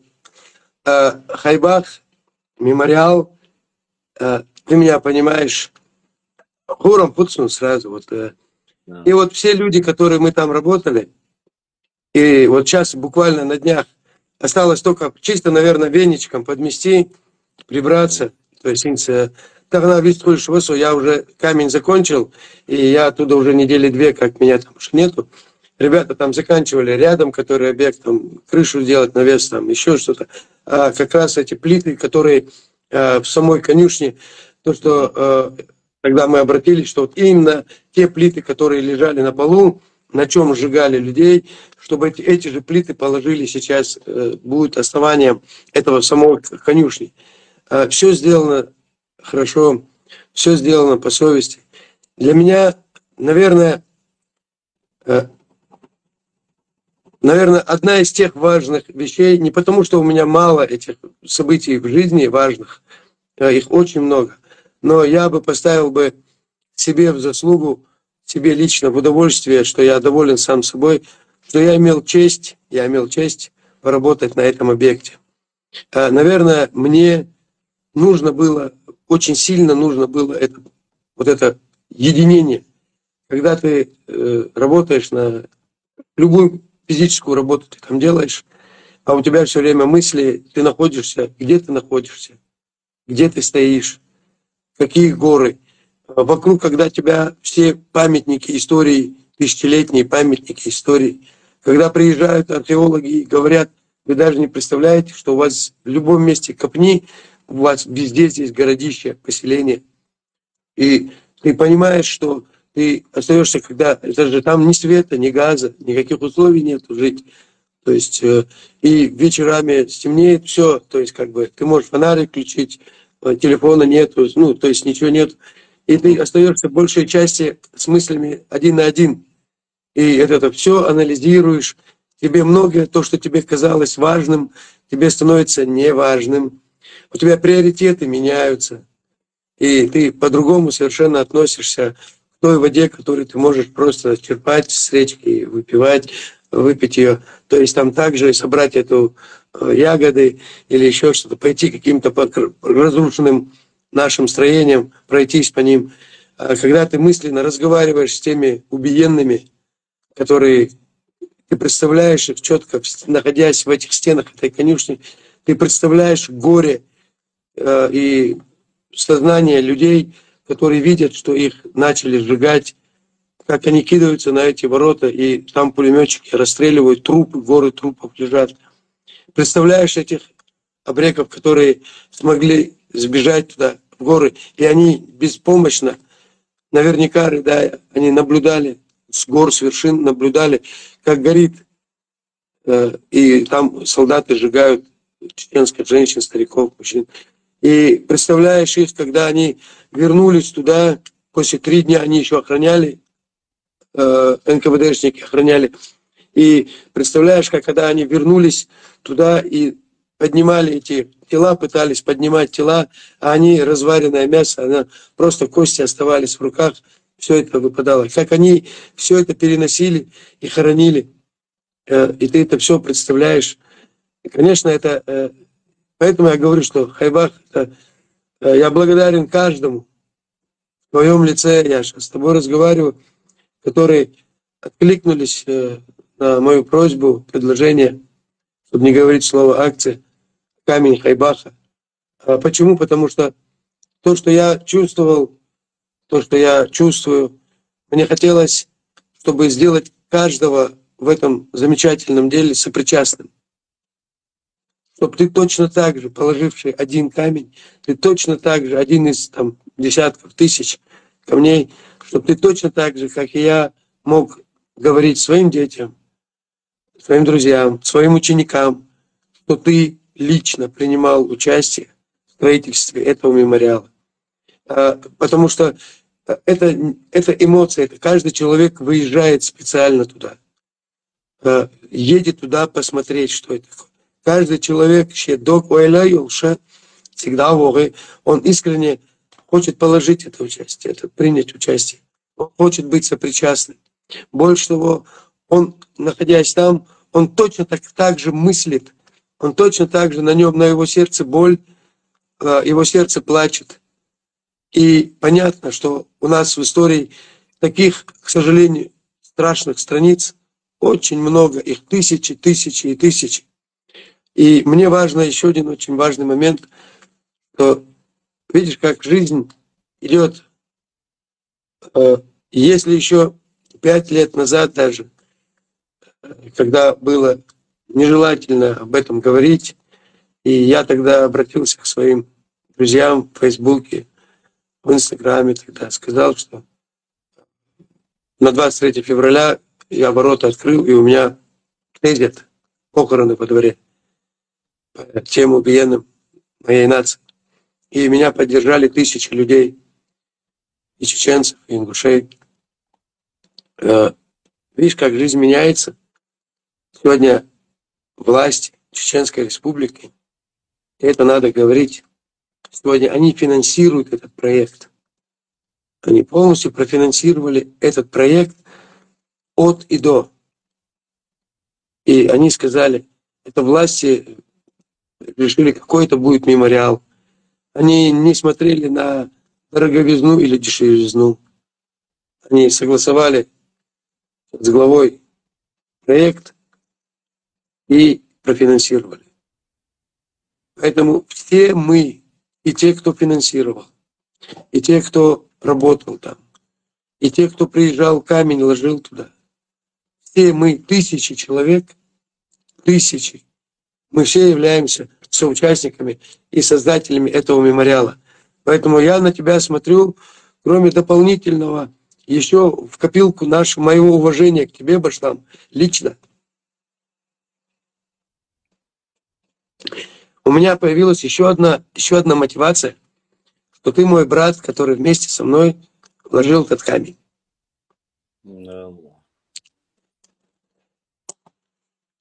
Хумбадык дейсла. Воем в любой шайна.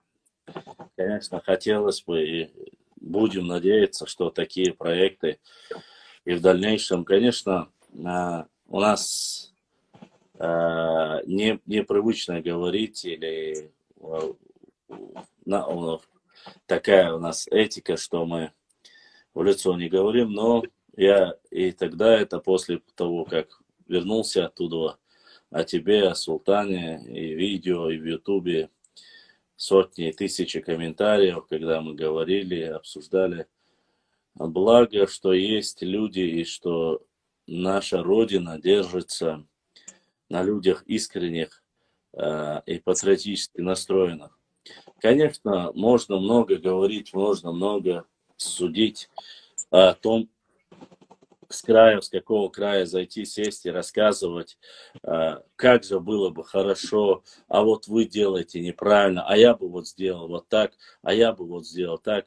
Ну, дорогой, тебе никто не мешает, тебе говорят, хорошо, давай. Ты знаешь, Иони, сейчас мне рассказал один блогер, историк, и он говорит, у него большая аудитория, миллионная аудитория у него, и он говорит, мне приходили, говорит, он рассказывает в своем стриме, мне приходили и рассказывали, говорит, вечно есть люди, которые судят меня. Есть люди, которые говорят, что вот ты плохой, что ты ради этого. И теперь, говорит, когда со мной связывают... вспомнил, да. Он за границей живет, он русскоязычный блогер, он говорит, и теперь, говорит, когда мне начинают звонить и говорить, вот я бы принял участие, я бы это так сделал, я бы это то сделал, а что можно? Я, говорю, я даже не церемонюсь, говорю. На словах, говорю, все вы такие патриоты, все так переживаете, все вы так делаете. Я, говорю, сразу, когда он начинает говорить о патриотизме, изменил, люблю, там, я бы так, вот если бы не эта структура, я, говорю, сразу говорю, ты патриот? Да. Ты любишь? Да. Ты хочешь поменять? Вот это, сколько ты готов, говорит, да, освобожу, сколько ты готов ради нашего дела пожертвовать. И клянусь, Иони, он азербайджанец. И он говорит, после этих слов, этих людей, говорит, как ветром сдуло, они пропадают, говорит, с большими словами. Вот он говорит просто, сколько ты готов, говорит, для нашего дела, любого, говорит, месяц, хоть иногда, хоть что-то сделать, и эти люди пропадают. К чему я это сейчас говорю? К тому, что несмотря на всю тяжелую работу, я приезжал туда. Благо, я знаю, что я потратил целый день, попросил там человека, своего там друга, брата, приехать туда.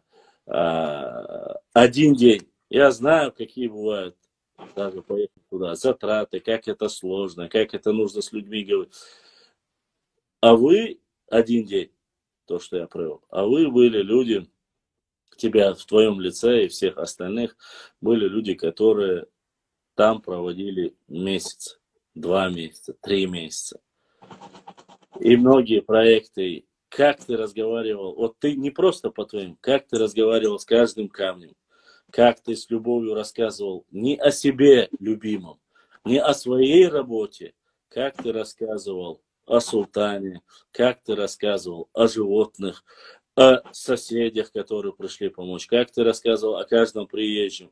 Мне многие после этого скидывали фотографии,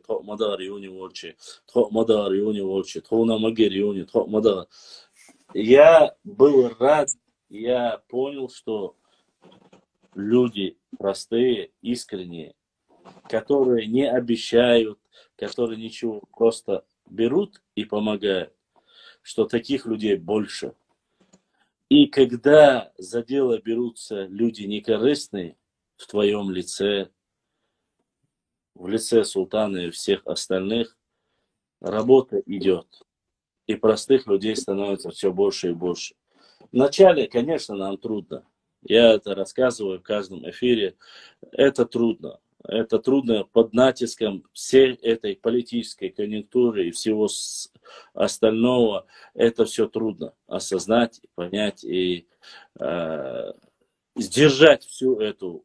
Порой просто-напросто хочется тебе высказаться все, что ты думаешь. И о соседях, и обо всем остальном. Но ты должен четко понимать, что ты делаешь благое дело. И что от твоего собора зависит очень многое. Поэтому тебе Всевышний дал собор. Тебе, всем, кто тебе помогал, всем, кто с тобой был рядом. Вне всякого сомнения, я и у себя везде, и в ролике, кто сказал, что, кто приложил. Я сказал это не потому, что я хотел хвалебных каких-то слов о тех людях, которых я перечислил. Я сказал о реальных людях, Юнис Хардина, Минобру Хардина, Масла Минобр, министр образования. Глава района Хардина, глава республики Хардина. Динак Бенхалдез. Я же не пою дифирамбы, я ничего такого не говорил. Я сказал, эти люди приложили усилия и огромная им благодарность. Вот точно так же тебе огромная благодарность. Аллах дайресхил. Во-первых, ты нашел свое душевное успокоение, умиротворение, потому что реально, я думаю, каждый человек, кто не приложил усилия при строительстве этого мемориала и не подключился. Я не говорю про тех, кто не смог, далеко, кто хотел, но не смог. Я про них ничего не говорю. Я знаю, что это сложно. Я говорю про тех, кто мог, но кто посмеялся и оставил это дело. Вы сделали хуже только самим себе. Вы сделали хуже своим потомкам. Почему? Потому что в любом случае люди, которые там погибли, это мои, ваши, наши предки. Они погибли ни за что. Они ни в чем не были виноваты. И у вас, и ни у кого никто ничего не требовал. Мы этот мемориал, когда строили, точнее, вы когда строили, когда делали, это даже к тому времени, чтобы было сегодня понимание, многие этого не понимают, запрещено было не только просто-напросто там поехать, приехать, поселиться было запрещено, и посещать это место. Кто мог подумать, что через 75 лет на этом месте каждый представитель нашего народа сможет приехать без всяких проблем и вложить, как говорится, камень в этот мемориал или в каждую башню. Аллахи, я когда каждый раз туда еду, когда вижу каждую башню, ты просто тысячи гендергноевцев, я просто сдалека показал, что гендергноевцы восстановили. Тысячи гендергноевцев просто писали мне, благодарили за то, что я показал их башню, потому что они вне дома. Тысячи людей благодарили Юни за то, что он сказал Башламу, а Башлам поднялся и заснял вот эту башню Анзора, на которой мы там нашли разные петроглифы и все остальное. Только взаимодействуя с друг другом, мы можем чего-то достичь. Yeah. Да, это сложно, да, это есть люди, которые понимают, есть, которые не понимают, но это их личные проблемы. И проблемы этого старшего поколения, которое сегодня не осознает. Ведь проблемы есть, и мы знаем, что есть некоторые научные, и наш истеблишмент, который мы с тобой знаем. Вот мы с тобой Сулеймана, я не знаю, Дин у вас, да, или Хаджи Ахмедовича, Хасана Бакаева. Мы пытаемся, вот наше все, ну, не отталкивайте их. Я понимаю, есть свои какие-то, но вот эти люди, почему сегодня спрашивают люди, а кого можно взять книгу? Потому что есть Лаудаевы, есть остальные там Заремы разные и так далее и тому подобное, которые больше гадили в нашей истории, чем вытаскивали. И сегодня мне все сложнее и сложнее, конечно, сидеть и говорить. Они же, потому что вот такие норнийцы сидят и говорят, а вот есть же вот такие, а вот есть же вот такие. Да, есть. Есть хорошие, есть плохие. И поэтому, да, мы очень сильно надеемся, что в дальнейшем, и мы мемориалы на юкада лацана, эс-конференцию, ауагарна, Аллах дайресхил. Валлахи, я знаю, оттагана, халфтан бизнес проект чош, кегеш, валахари. Я знаю, что ни на секунду, что ты ни одного блогера своих знакомых не оставил. Уж кто, я это знаю. Но, к сожалению, не всегда, как говорится, все, что мы хотим, у нас получается. А те, у кого даже есть эти возможности, сегодня закрылись за 7 дворцами, замками, всем, чем можно, и они думают, что вот это богатство их прославит историю. Валлахи, биллахи, таллахи не прославит.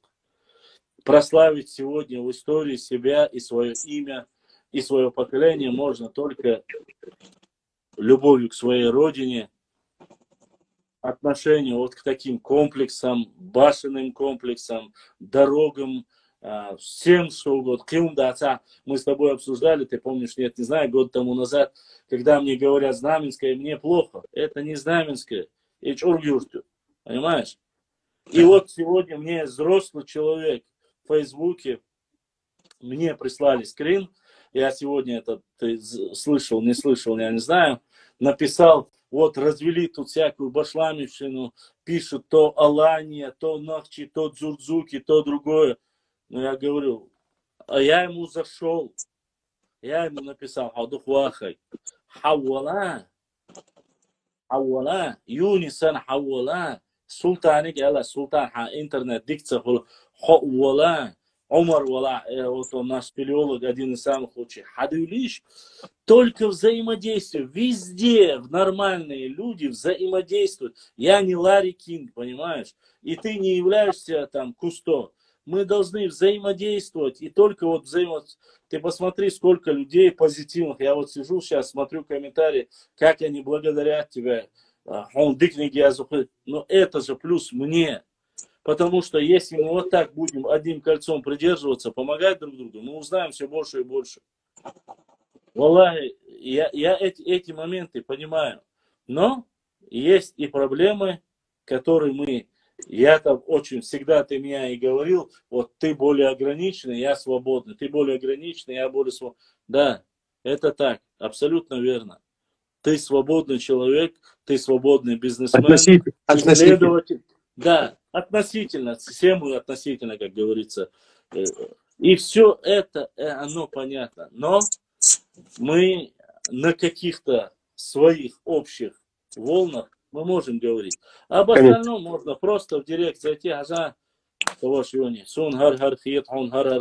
мы можем поговорить. Не обязательно это выносить на всю аудиторию, на всю избу, как говорится, и все остальное. Я сам бывший, если даже есть какие-то нелицеприятные моменты, очень нам ишхилаяться вообще. И Цундера, вот все эти моменты, все эти рассказы, сейчас люди просто-напросто,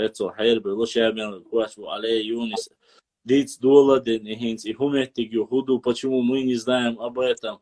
Теперь надо ждать, и мы будем думать об то, что ты сказал. Обязательно. Вы даже завтра попробуем поехать. Пошла.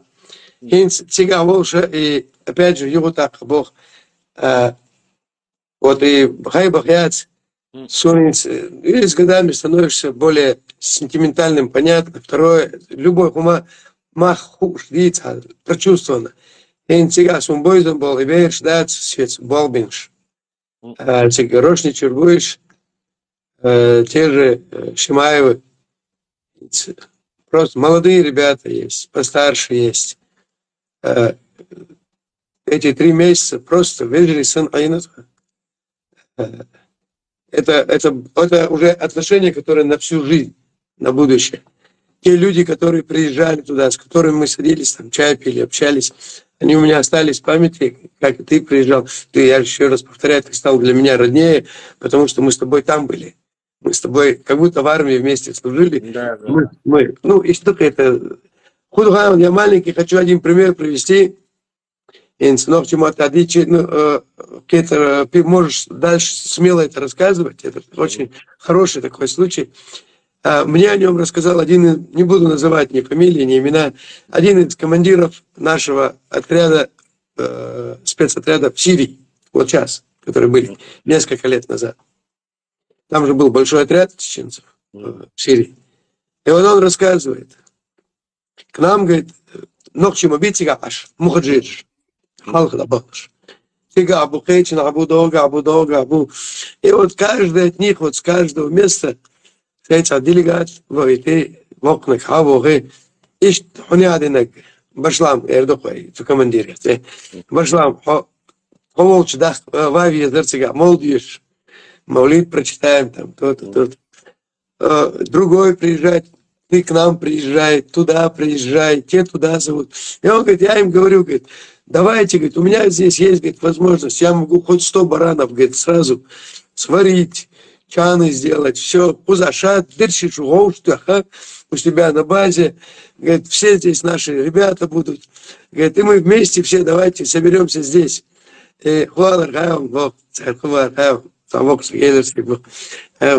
Башлам, цакиетва. Сега, то не печ ам шука ашмаду, тун маля хот хой гвогила, цан халга сила халиб. И еще один пример, когда он встретил там старика одного, он пришел туда, старик к нему, ногчи буэль, ицел дух ногчи шенгин бацер, воксек, уже 80 с чем-то лет ему, и этот старик не разговаривает на чеченском языке, а разговаривает только на арабском.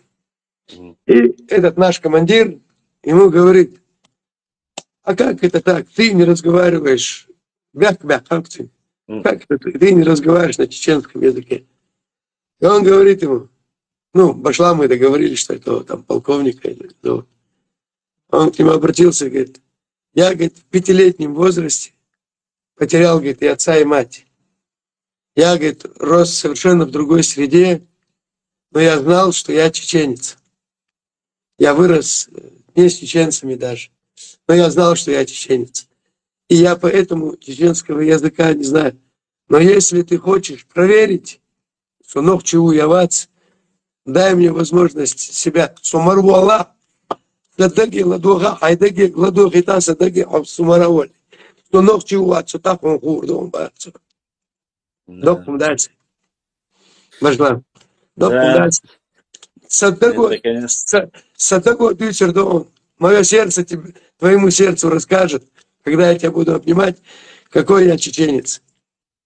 И чеченец. Юни, самое обидное у дуа, самое обидное то, что вот такие вот моменты, вот то, что ты сейчас рассказал, будь на нашем месте грузин, армян, русский, без разницы. Я клянусь тебе Всевышним Аллахом, будь дабан, да язин, да дулар мадарцарь.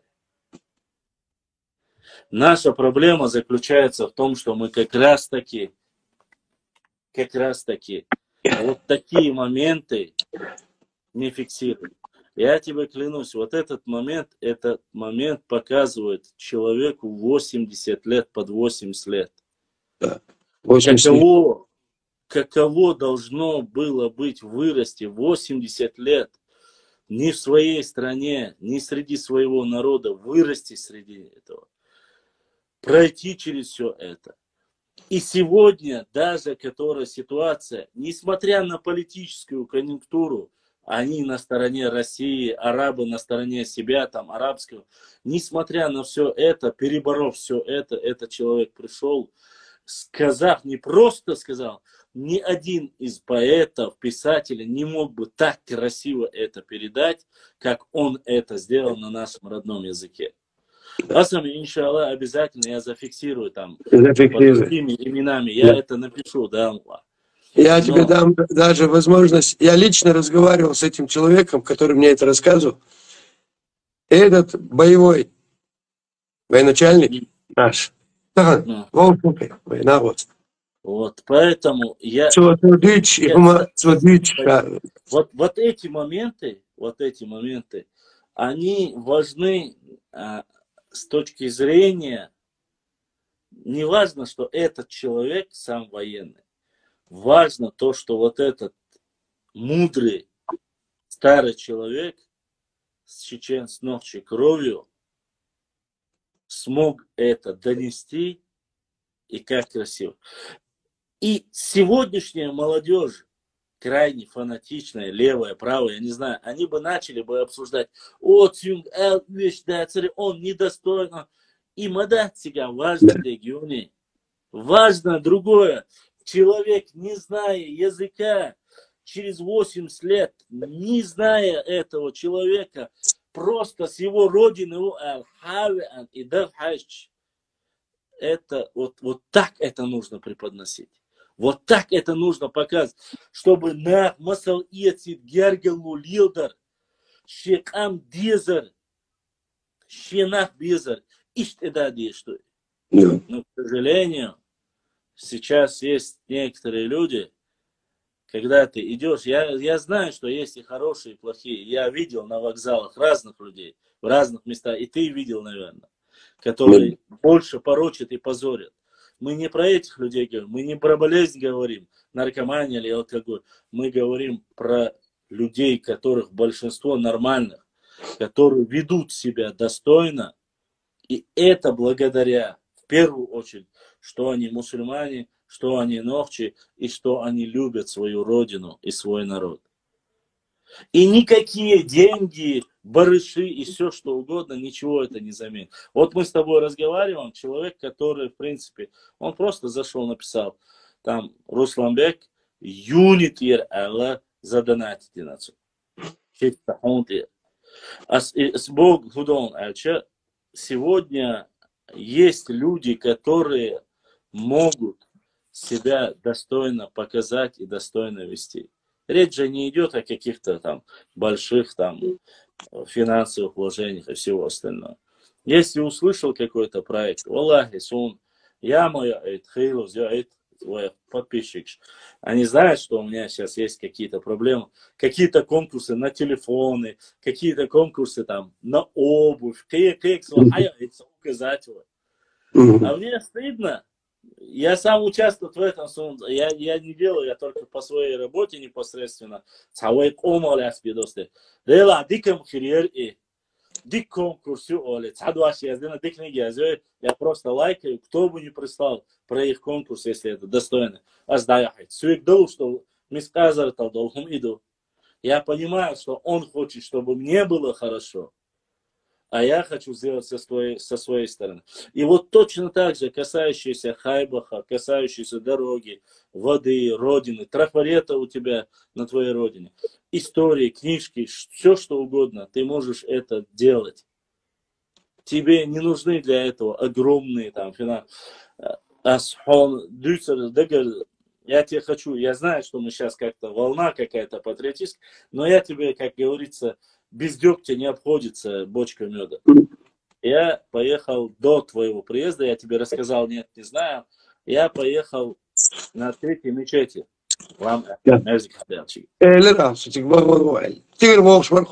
Да. И вот я поехал, подходит ко мне взрослый человек. И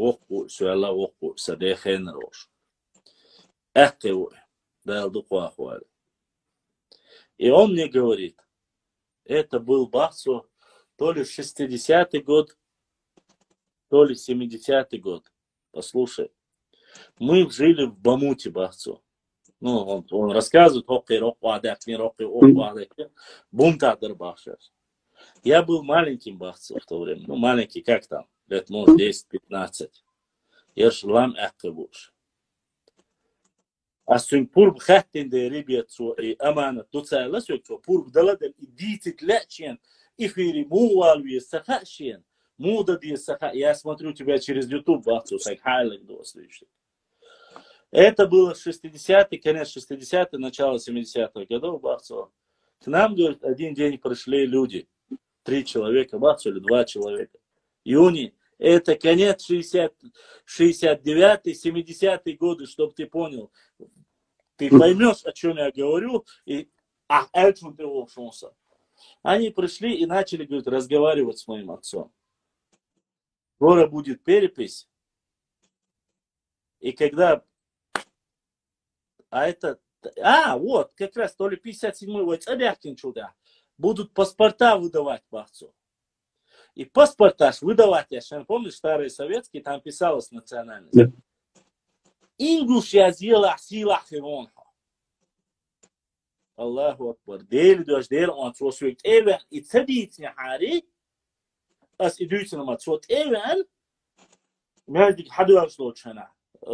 Пятница, свой эвен, ищ случай, ще дас элирбах, ще хиллау, ще волшау, он к чему это рассказал? Ще нохчу, ще чечен, ще хиллау, ще язирятон, сосилал даур датон, лакалар эл. И эла даус. Они, говорят, ходили по дворам, в этом селении оно было небольшое, обходили и говорили вот это. Это 60-й, 70-й.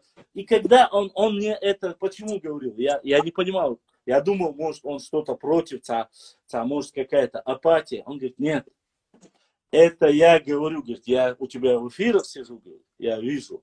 Это я говорю всем тем, кто говорит, что лам эхты или эхты нохчи бац болчан, ха и тархам, ша пурба де лаун, ша дюйцы штон.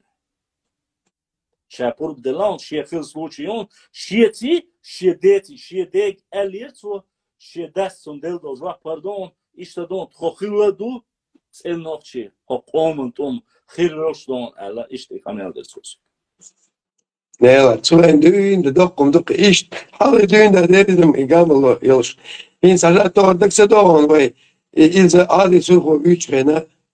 Adi surgo as eler tsiga, qoznam ta волчка. As eler ist adi surgo военачальник.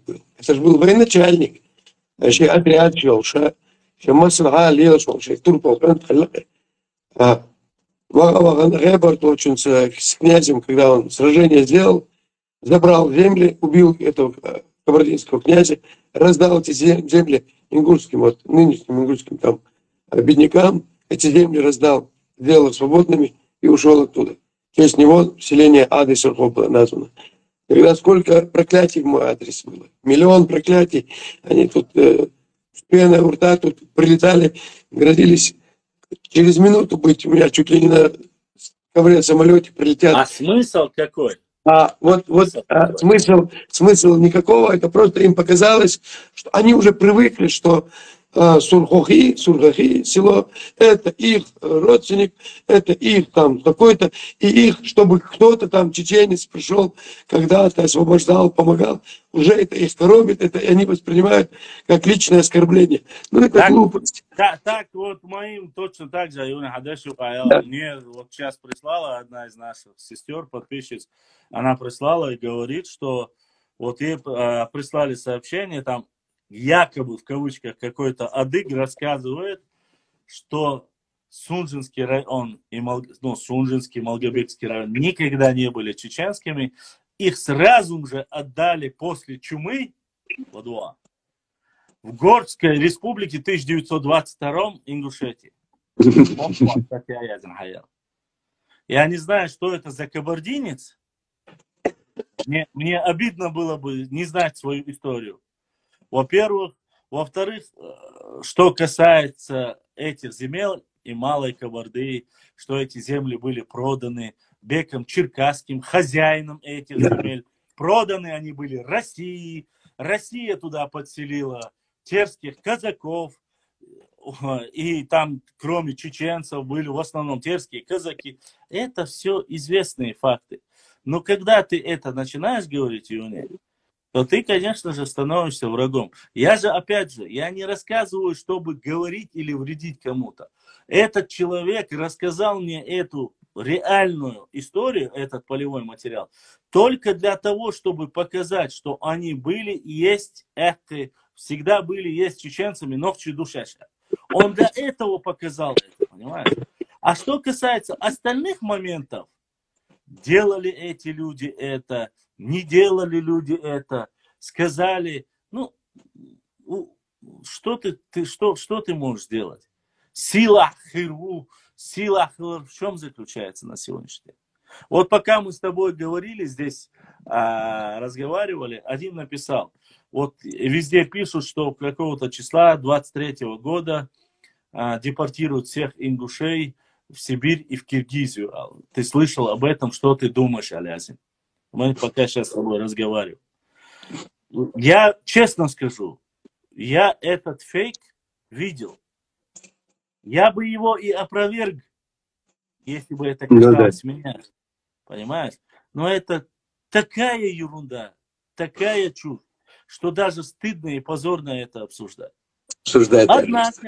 Однако, когда буквально неделю тому назад приехал глава Чеченской Республики и сказал, что Ачхой-Мартан становится городом, статусом, поднялся хай-уй, начали все панику, не позволим, не дадим, потому что у города должны быть пригороды, они сейчас подселят еще чеченцев, и датых, и все остальное заберут. Понимаешь? То есть, вот не я это делаю. Не я это делаю. Понимаете? Делают те, которые распространяют. Мне до этого и не было, ни дела нету, и Юни нету. Ну вот смешно же было, когда мы с Юни смеялись каждый эфир, когда я говорил, где камни, которые ты украл и так далее и тому подобное. Это же было смешно. А фотографию, под нашей с тобой фотографией, которую я закинул в Инстаграм последний, я его удалил, я просто раздольше. Я не из-за себя, да сверху мелгоник, просто сисазяш. Я не потом я удалил это. Зря ты сделал, зря. Мы У меня очень хороший урок Башла. До этих митингов я очень болезненно относился к любому сказанному слову обо мне в любой точке мира. Настолько я старался, А митинги и вот эти балаболы оттуда, они мне четко прививку сделали от этих вещей. И теперь я абсолютно настолько легко отношусь к тому, что ты, главное, делай свое дело, а грязь, она всегда, они тебе ее будут пытаться бежать за тобой и пытаться в тебя ее кинуть. Но ты не можешь за ними бегать за каждым. Это не стоит это делать. Я это понимаю. Мне там была фишка в чем. Ладно, с оскорблением, я это там сперва написал. Суд говорит, вы только скажите, говорит, написали там, где ты и я, сзади башни. Я вам отправлю настоящих строителей, наших предков, которые были строителями башен, и я отправлю вам бах. Очень лучше. То есть этот идиот, клинический идиот, думает, что мы с тобой башни строим. Понимаешь? Вот это люди, которые не знают, думают, что мы строим башни. А фотография просто осветляет на фоне башни до Китая. Башла, так я, по-моему, тебе это рассказывал. И Петь Маттахнаева Яцерца, профессор, да. Когда она в Махачкале говорит, вот, Юни, у нас тоже такие же здания, арочные своды, как в Чеберлое, у нас тоже в Юждаге есть, и там начинает говорить, и вот наши мастера вот строили там, тоже там у чеченцев строили мастера. И я ей сказал одну вещь, у меня в Моздоке большой дом стоит, а я себе нарисовал проект и начал строить, и строила мне бригада армян, армянская бригада. Я говорю, от того, что армяне строили, дом чеченским не перестал быть. Это чеченский дом, как я хотел. Эти рабочие строили по моему желанию, по моему капризу и за мои деньги. Юни, поэтому... Знаешь, что самое интересное? Вот когда такие люди, как Петима Тахнаева или этот Красный Горшок и остальные рассказывают, вот у нас в Юждаге говорит вот хорошо. Гипотетически ты и я знаем, где находится Южный Дагестан. Возникает вопрос, насколько должны были чеченцы быть зажиточными, чтобы привезти с Южного Дагестана мастера, чтобы они строили, понимаешь, чтобы ты не княжеские дома, а дома простым чеченцам строились арками, насколько зажиточным, вот просто нормальный человек. Вот ты сам подумай, чтобы чтобы ты, вот живя в Моздоке, с Армении заказал, чувака сказал, приезжай сюда, в Моздок, мне, простому Юни Успанову, построй дом. Вот ты понимаешь, вот настолько наивность и глупость этих людей, они просто, вроде они докторские защищают, профессорские, я не знаю, что бы они ни защищали. Как такое? Я изучаю книгу, вот эта советская книга Аркадий Гольштейн. Вот он явно весь материал ему дали по ходу с Дагестана. Человек Дагестан. И у тебя в основном вот эти... ты по сути смотришь, говоришь, во-первых, никто никогда в Чечне не говорил, что леки не являются нам родственными. Да. Всегда говорили, что леки являются нам родственными. Леки в основном это Южный Дагестан, это Албания. Мы никогда не говорили, что мы с ними не родственные, что я опубликовать видео Гамагинаугини, на котором видео, они говорят, мы называем ногчий народ лезгин, говорят. Мы их называем нахи. Нахи мы называем, нахи называем. То есть это лезгин, старый лезгин говорит об этом. Вот само название лезгинов чеченцев, мы их называем нахи. Через х. То, что у них есть, то, что у них... Я смотрел, я наблюдал. Я клянусь, когда построили вот эту мечеть в Кенхи, запостили, сказали, что это аварский стиль, мечеть аварского стиля. Вот мне, когда и он говорит, это все аварское, и мне это, честно сказать, не задело, дело не в нацизме. Я знал, откуда вот деньги, кто проспонсировал, я знал, как оно все сделано. Я зашел ради интереса проверить. Валлахи, я не против нормальных аварцев, сюлишен. Я не против сюли всех. Я зашел, Юни. Я начал писать везде, проверять башни аварского стиля. И ты никогда в жизни не догадаешься. Нету ни одной башни аварского стиля. И нету самого аварского стиля. То, что было, это было построенные какие-то дома советского периода, советского, там Расул Гамзатовым связаны, все. Нету такого стиля даже нету. Понимаешь? А то, что он похож, Дагестан очень колоритный. Он очень разный. Он очень разный. Понимаешь? Мы не против. Конечно, я и всегда говорил, влияние языка, влияние добрососедских отношений. Все, кто живет по границе, по фратрии, это известный факт. С грузинами у нас грузины, то есть это и панкистские кистинцы, это и наши грузинские шатили, мелкие, которые с ними граничили. В Джайрахе это джайраховские, если они граничат с Хивсуретией. Это известный факт, это будет. А если с осетинами граничит, будет фактор осетинский, однозначно. Если с кабардинцами граничит, кабардинский будет фактор и так далее. С казаками, с нагайцами. Это под фратры, те, которые по границе, это всегда было и будет.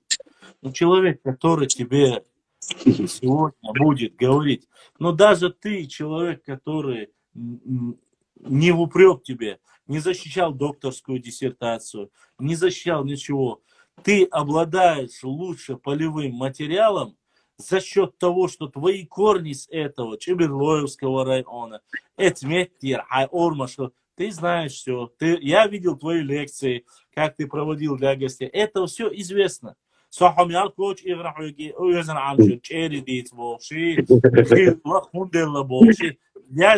тебя даже мучил, из-за этого озера я тебя даже мучил. Это нормальная тенденция для людей, которые их называют гениями, называют их, уникумы. То есть эти люди, гениальность человека не заключается в том, что он специалист в одной отрасли. Вот он знает одну, все, он гений. Нет. Уникальный человек, гениальный человек, это человек, который может логически обосновать, привязать, рассказать. То есть он знает везде все, что есть, недосконально. Но везде, если у него спросишь, вот Юни, про строительство что ты можешь сказать? Юни может рассказать. Про историю что ты можешь рассказать? Про историю можешь. Где камни своровали? Где произошла эта ситуация? Где в Моздоке что можно построить? Как в Ингушетии, какие камни, какая там известь используют? Ты же это знаешь. И это тебя делает уже гениальным человеком. А если ты защитил докторскую, считаешь себя профессором, показывают по телевидению, в Махачкале собрался упрекнуть чеченцев в том, что в Юждаге есть арочные и есть на востоке Чечни арочные. Ну, смешно ли? Ну, конечно. Конечно. Вот точно так же, когда про Важу Пшавелу тебе сказали, тебе тоже это было смешно. Конечно, Важу Пшавела написал это о чеченцах. Если говорят чеченцы, это ингуши. Если говорят ингуши, это чеченцы. Ты тупорылый баран до 17 века, у тебя нету даже такого деления, как чеченцы и ингуши. Если ты это не понимаешь, то дальше говорить не о чем. Нравится, не нравится. А все остальные вот эти, которые нарницы, которые есть, которые пытаются раздробить, сказать, исказить имя, сказать то или остальное. Ну что они нам с тобой сделают? Имеется в виду, кроме очищения грехов, ничего не сделают. Отсюда я не знаю, честно сказать. Мы можем затрагивать много разных вопросов. Мы можем затрагивать много разных вопросов. Мы можем говорить о многом важном, интересном. Мы же говорим не задеть и не оскорбить. Мы это говорим, чтобы исправить. Если исправишь, для меня взрослые люди всегда были эталоном, как и для тебя. То есть я всегда думал как? Думал только, что взрослый человек это всегда умный, взрослый, такой умный, гениальный человек, который фитанца диез, дик никхел, диез, кедек-до. Понимаешь, ну, вокчу алек чакдардиш. А эталон мудрости. Эталон всей нашей общей мудрости. Но, к сожалению, чем взрослее мы с тобой становимся, мы видим некоторых людей, которые нам с тобой в дедушки годятся, но разумнее не стали. Да, да. Это так. Да, Маршал Дуэлсан. Башла, а Сокан, по связи Вейрон, вы смысл Шуас Эрдон, что инца пенсионат, я же на Черное море вышу, но с Огуру Ацу вы царского шилч всегда глибы. Да, вот. И тоже Ади Суркуас Хавинет, я сейчас хожу, Тикчеберло, Волше, Тига Волчена, Тига Волчнаха, замок Ади Сурхов, говорит, инсун, и дуксун, инскверча, и цуген, я цакинцу, цугун, Ади Сурхов замок, говорит, Чеберло, Тига Ашхеллай. А Тига сам Эллес, Йогишта, Николай Бу, Богша и Цернак Бу, Николай. Ади Сурхов. Вот. Есть, там есть родословные. Вот, но очень странно одна ситуация, знаешь какая? Во-первых, Нихлай это не Чеберлай. Это абсолютно не Чеберлай. Но я не могу одного понять. Мне этот вопрос, мне этот задали, начали говорить, когда мы с тобой говорили, не начали писать Нихлай. И Тхау, и есть потомки родословную, которые ведут его. То есть есть родословная, которая идет от Ади Сурху до сих пор. Да. Вот я не могу понять. Нихлай это шатойский кластер. Они говорят Нихлай, Инхуай, Цабубаса. Инхуай, Нихуай, Цабубаса. Но это все шатойский, ну, на крайняк и тумкалинский кластер хулитаси.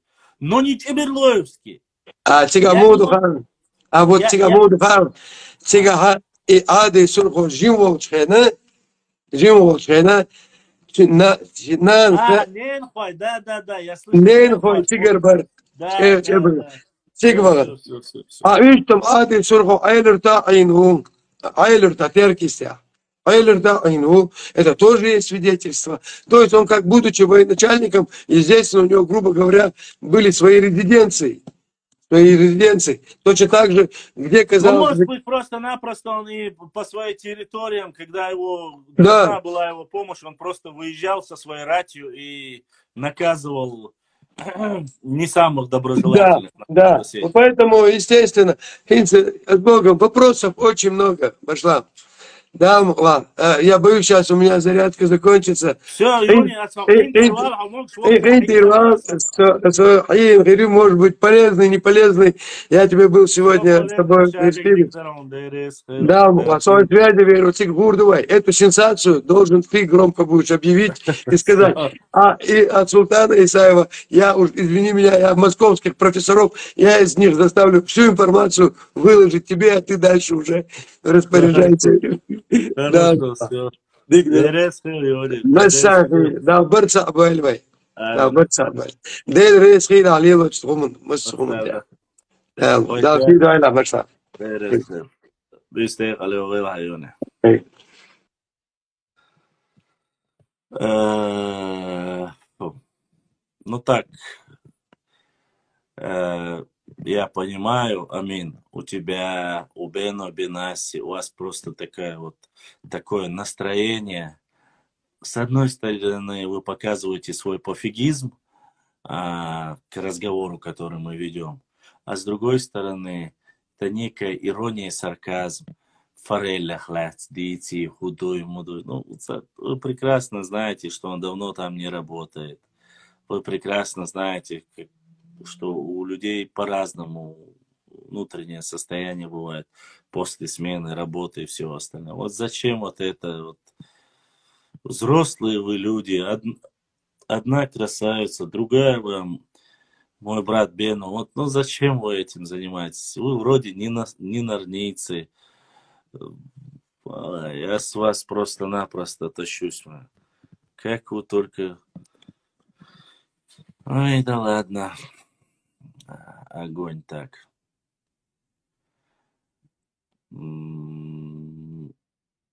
Асан Малер, да, два человека задонатили, я вроде обоих назвал.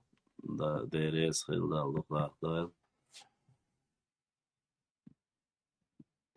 Все, кто помогает,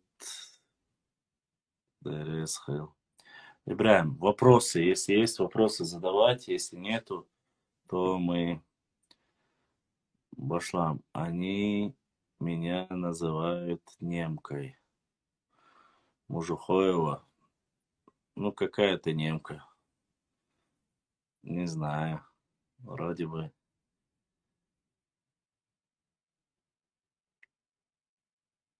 Была всегда чеченка, сейчас стала немка. Это что-то новое. Есть вопросы? Задавайте вопросы. Когда открытие мемориала? Я думаю, наверное, ближе к 23-му будет. Заур, наверное, ближе к 23-му. Возможно.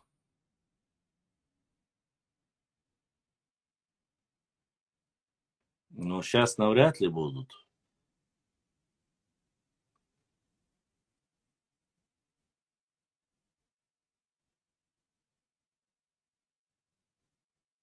Знаю, спрошу.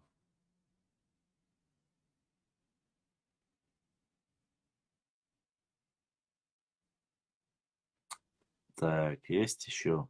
Ибраим, есть в Ютубе сколько человек? Есть вопросы? Башлам, когда этот эфир в Ютубе можно посмотреть? Какой эфир? Про какой ты конкретно говоришь? Про этот эфир? Ты можешь завтра посмотреть. Башлам, кого там депортировали? Я упустил момент. Нет, мне некий Мужухоев написал. Мужухоев, кажется, был у него ник. Слышал ли ты о том, что какого-то числа, какого-то месяца 23-го года якобы всех ингушей депортируют? Что я думаю об этом? Я думаю, что это фейк и чушь собачья. Хотел бы время подогнать, чтобы присутствовать. Желательно знать заранее, держи в курсе. Но не пропускай эфиры, узнаешь обязательно. Конечно, разве я скрываю? Всегда всем говорю, рассказываю. Я не про Мужухоева, а М говорю. Это ты написала? Я думал, Мужухоев написал. О, алейкум салам, Саид Мухаммад. يا حياتي النوت بوك حكاية شاون уже حكاية غش يحشمات سوني.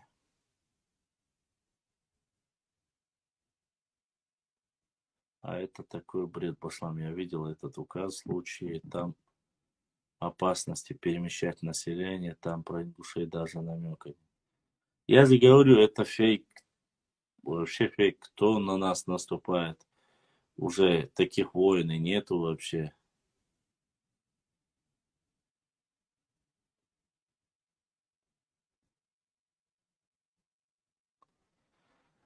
Хорошие, дорогие мои подписчики, если у вас есть вопросы, что-то хотите узнать, рассказать,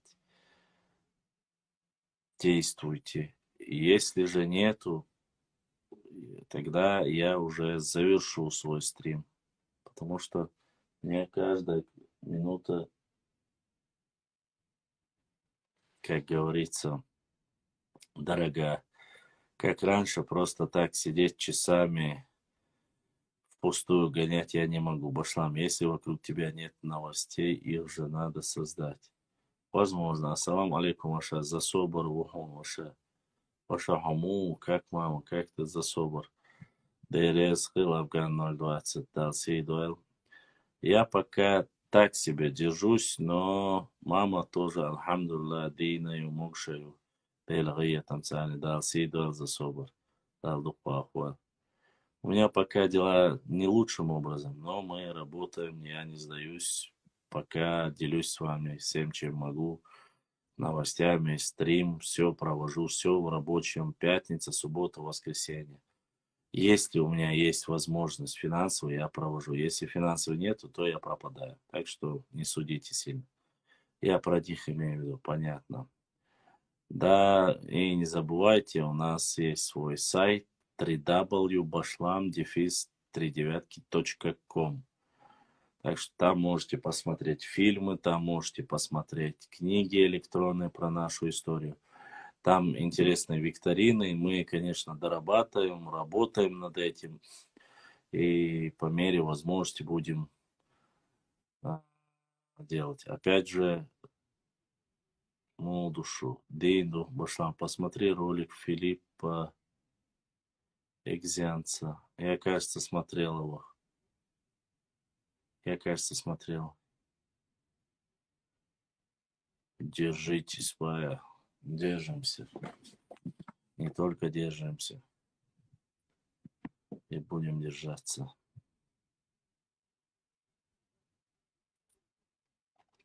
Надеюсь, что с улыбкой уйду. Бено Бенаси. Очень надеюсь на это. Пошлам, кроме Турции, Иордании, Грузии, есть большое количество переселений. Турция, Грузия, Сирия, Израиль, Иордания, Казахстан, Киргизия, немного Узбекистан. Кажется, я все перечислил.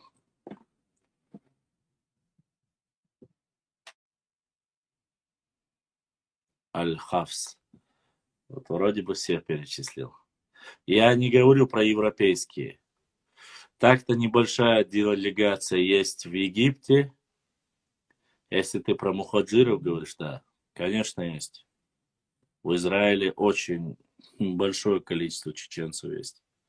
Сейчас это Израиль, а раньше это не было Израилем. Раньше это был Палестина, это было раньше.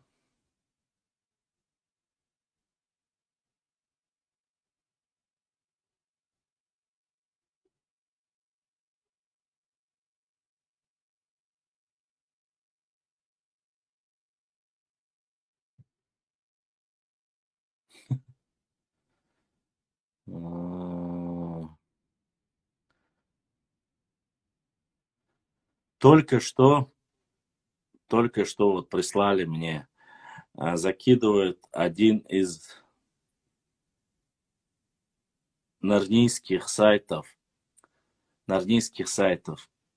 Я зачитаю, прислали, чтобы Путин сегодня накануне Дня Матери встретился с матерями военнослужащих, выполняющих свой долг в зоне СВО. Одной из них была мать 2 чеченских бойцов, с которым у президента завязался такой интересный диалог. Были ли там матери ингушских бойцов, неизвестно. Скорее всего, нет. Нет у нас сейчас того, кто смог бы это сделать. Увы, многоточие.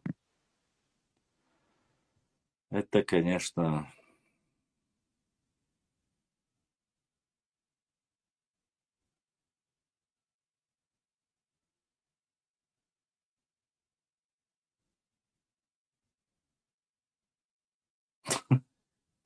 Аллилуйя, дох кунду кадам.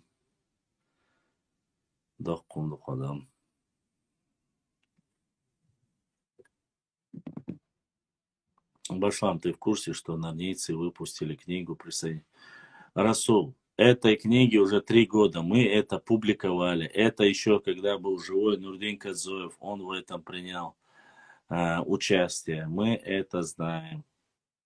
Довели до сведения. Много. Я об этом говорил, рассказывал. Среагировали, не среагировали, это уже не знаю. Да, видать, встречу с матерями не организовали.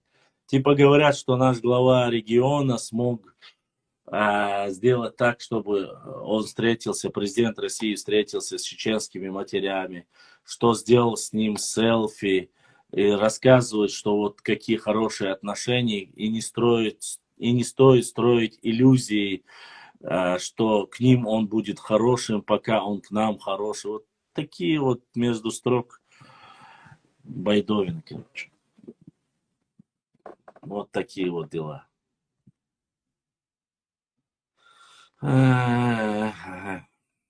Конечно.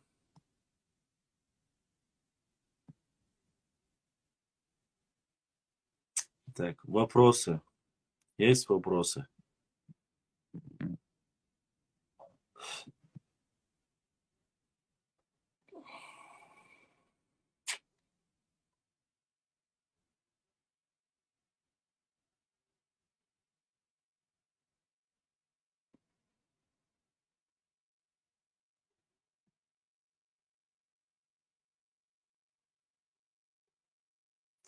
Башлам Франция, свет дай инак шум дац. Ага.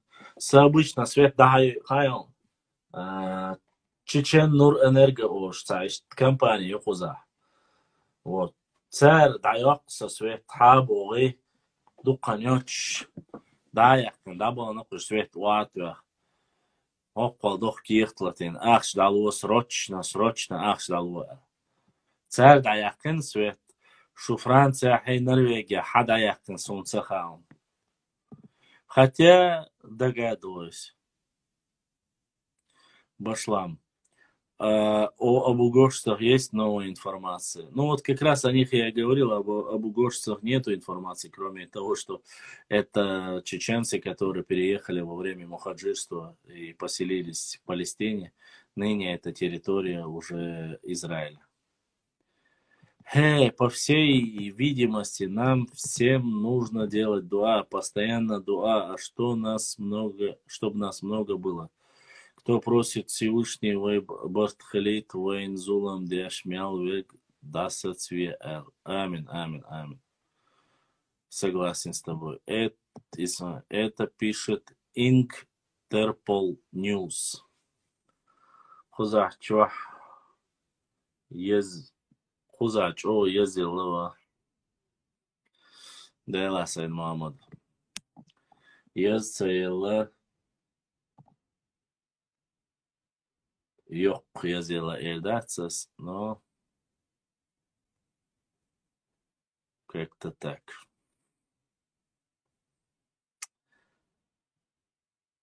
Чё саму удался, мелхазхи хайшунса. Амини бено бинаси тяшин просто шо дискуссия, мехтек хладу оуши. Диц, дадиц, хадиц. Еще и Зерони тоже присоединилась к ним, походу. Донна Зерони, Амини бено бинаси. Просто на 10% ЖКХ с 1 декабря обошла. Дела. Даяк калюкца, кылма дейдуйцер. И все. Хон худоз амавас. Сасаму дахты. Амин, сасаму этунах садолом. К сожалению. Башлами амин. Энчуник мишти. Дерю харц абаз гриб сортовича.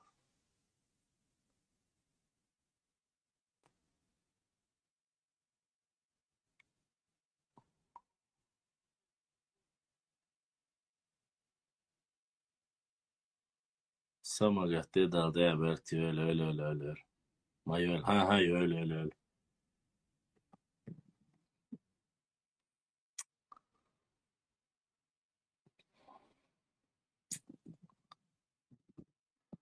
Не знаю, то она парень, то она девушка. Черт его знает. Я уже такое повидал у себя. Один зашел мне в директ, прислал закрытое сообщение, я его принял. Стоит фотография девушки, я даже заскринил его. Написано «Мадошка». Я думал, что за Мадошка? Голосовое сообщение прислали еще. Думаю, сейчас кто-то рекламу там закажет или там попросит, обычно у меня попросит там больным помочь и так далее. Нажимаю «Мадошка», а Ника и на 2-3 фотографии загрузили. Нарницу. Ай, ошече, бля. А от и вори хунядин. Женский аккаунт, женские фотографии создать за то, что я его когда-то заблокировал, наверное. Без своего имени зашел, меня учат, как жить нужно и как мне работать нужно. Вот такие вот рыцари у нас. Башлам, всегда представляю, что у тебя за картиной сейф. Бено Бенаси, валлахи ялхари. Сейфа нету, и денег нету, и сейфа нету. Картина, с другой стороны картины уже улица. Это наружная стена. Так что нету сейфа, братан. Ошибся ты. Башлам, я думал, что это норницы отключают тебе свет. Да нет. Норниц, вот у. Мадошка может, парень.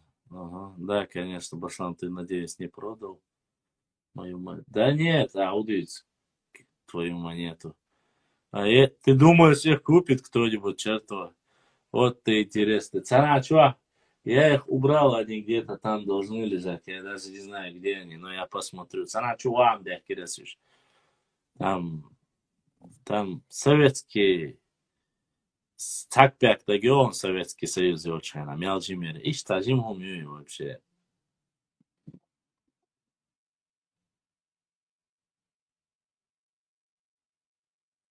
Да нет, Башлам, тебя все еще не обвиняют в краже. Краже чего? Я вроде никого ничего не крал, не воровал. Да и чё красть у кого?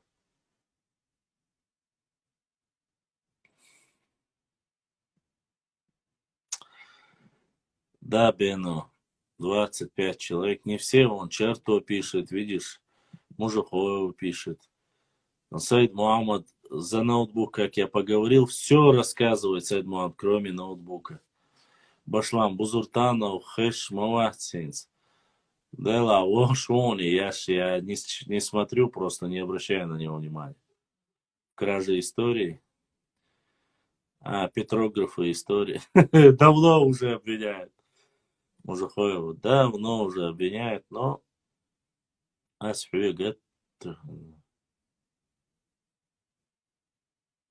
давно обвиняют, но это не так страшно. Хотя бы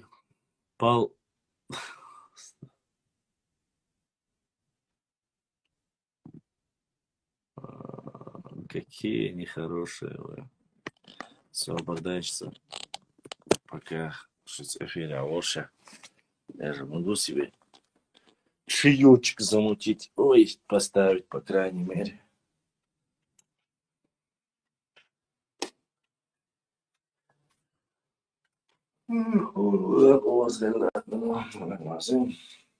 Так, освободил. Башлам, он что, до сих пор не отдал? До сих пор многие чего не отдали. Обещали. Все так и осталось в обещании.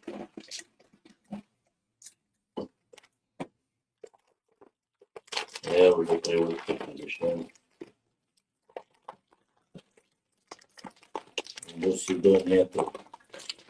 Бусидо нету, есть беспонтовый. Ну, хоть какой вот такой. Но он беспонтовый, честно скажу вам.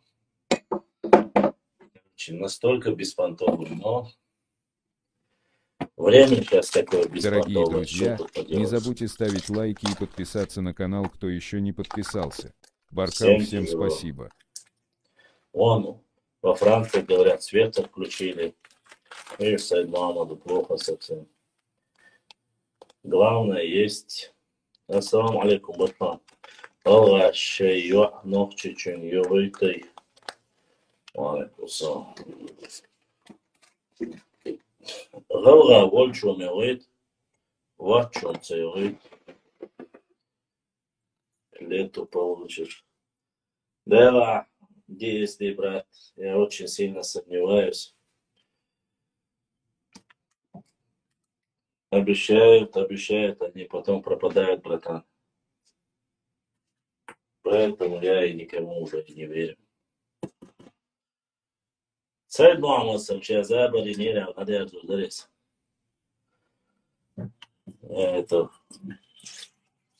духнабар, фонарик, подсвет, эфир яшхена, вишерен, возло. Но не получилось. Я, честно сказать, сейчас уже и по донатам ничего не говорю. Вам садам. Почему? Потому что говори, не говори, у нас своя ментальность. Когда ты что-то предлагаешь, говоришь, начинает, у меня только что-то нужно, только скажи. Да, потом, أحدث دون ولا تحفيظه.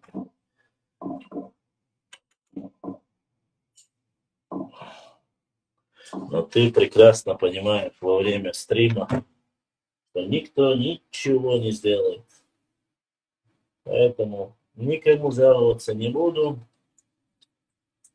Сайгду, штыгдиду, садалай, ватаил. Я не буду больше ни у кого ничего просить. Время там, ребят. Это.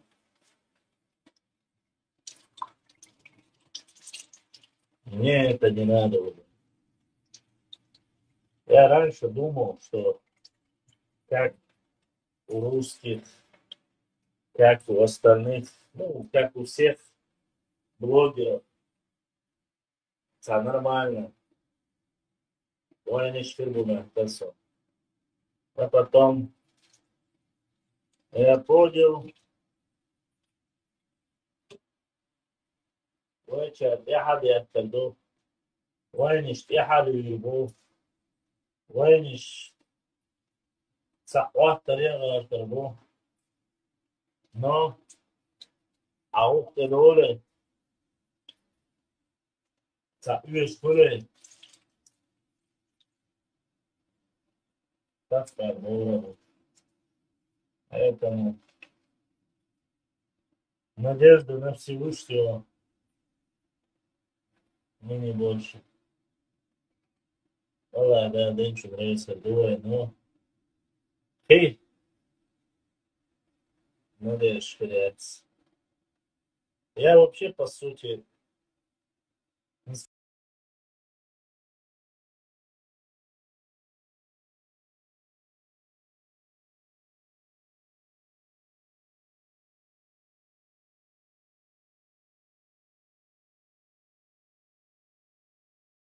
скажу, что я циник,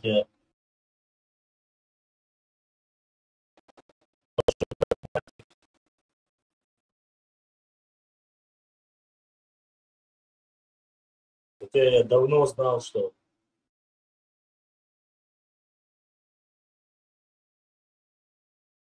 не может быть такого, чтобы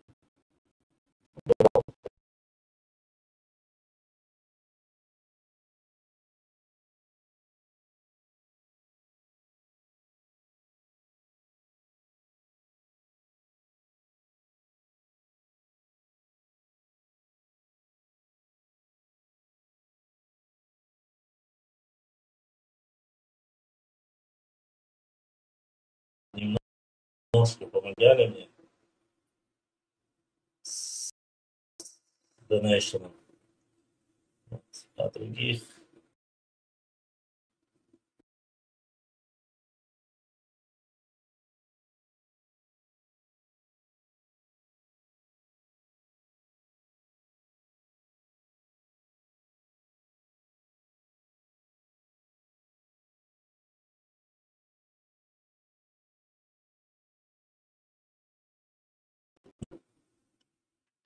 своего народа, достойных людей.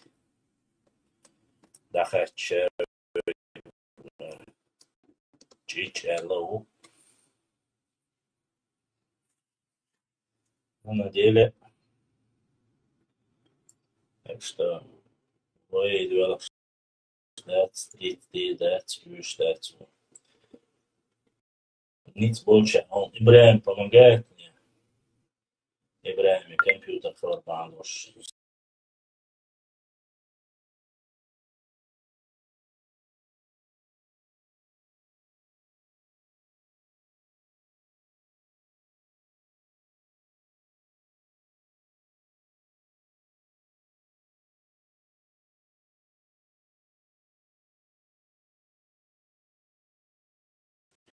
Дама кетчне, ха,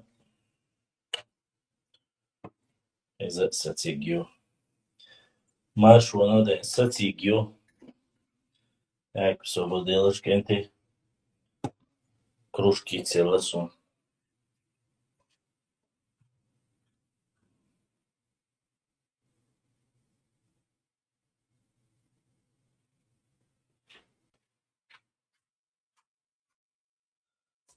Ола, царство чел, озда кровешвацер. Вроде бы я только кофе, чашку, 2 чашки кофе, молос в день. Газировки, соки я не пью. Свел озди, свел стройный цахр вешвацер. Он даже бена сисан озхр вешвацер. Я не знаю, никогда не слышал, что от кофе можно полнеть, но я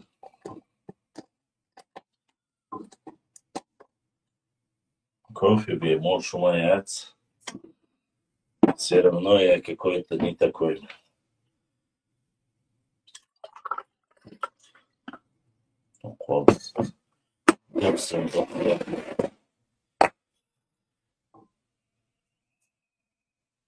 Не надо говорить, я там дух шекарду или нет. Мне кажется, сладких эмоций.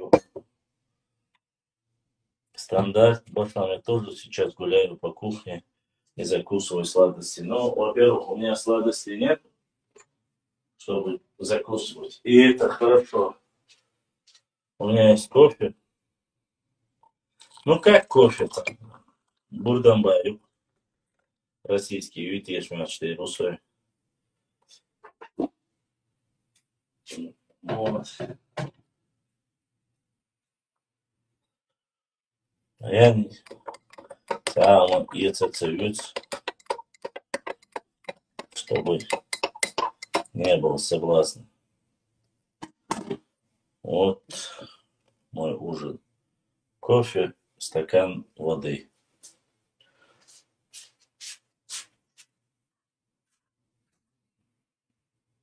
Дорогие друзья, не забудьте ставить лайки и подписаться на канал, кто еще не подписался.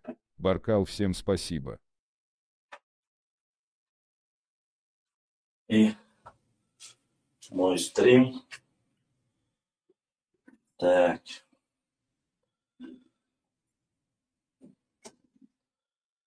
Так, очень хорошо. Если что, я здесь. Так. Не теряйтесь. Так, уж.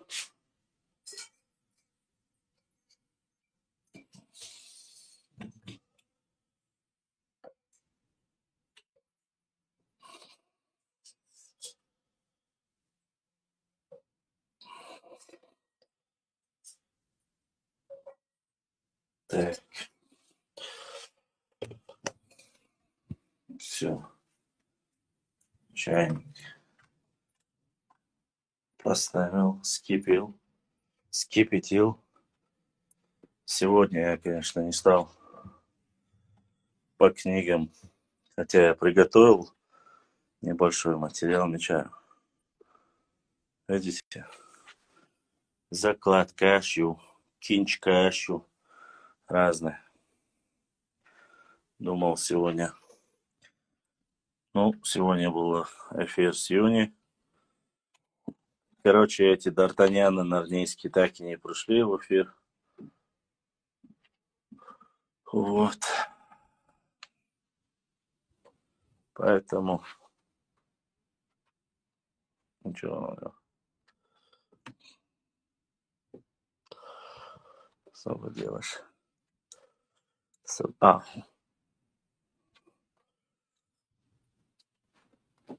Ибраим, если дала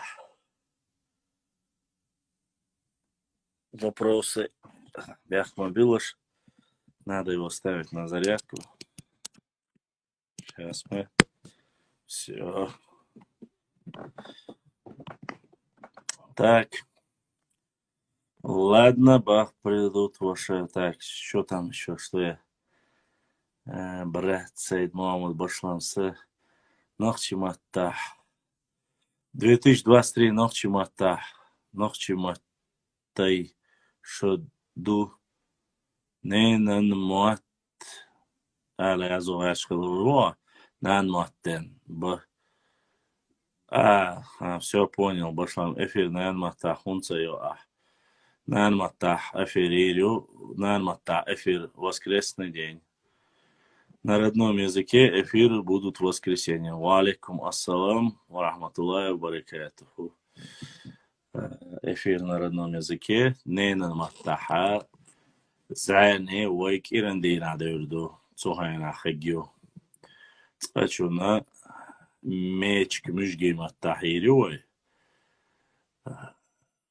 Перскин дейна. Шут дейна. Вот. Акерендина не на нахшимата игюе. Сундер абях мавил. دحرو شوراح تخاء تنس لقشت ديكنيك خيقدو إن شاء الله رحمن ديكنيك خيقدو تخلا خولدو они сдохнут, а мы попадем в рай.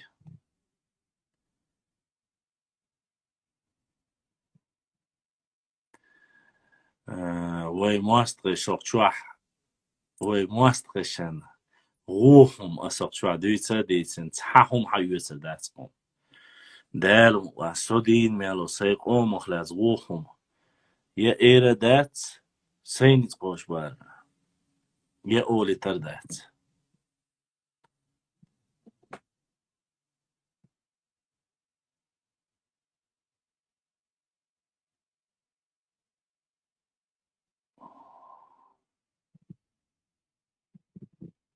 Так что цаху человек сенхоми вежри ежри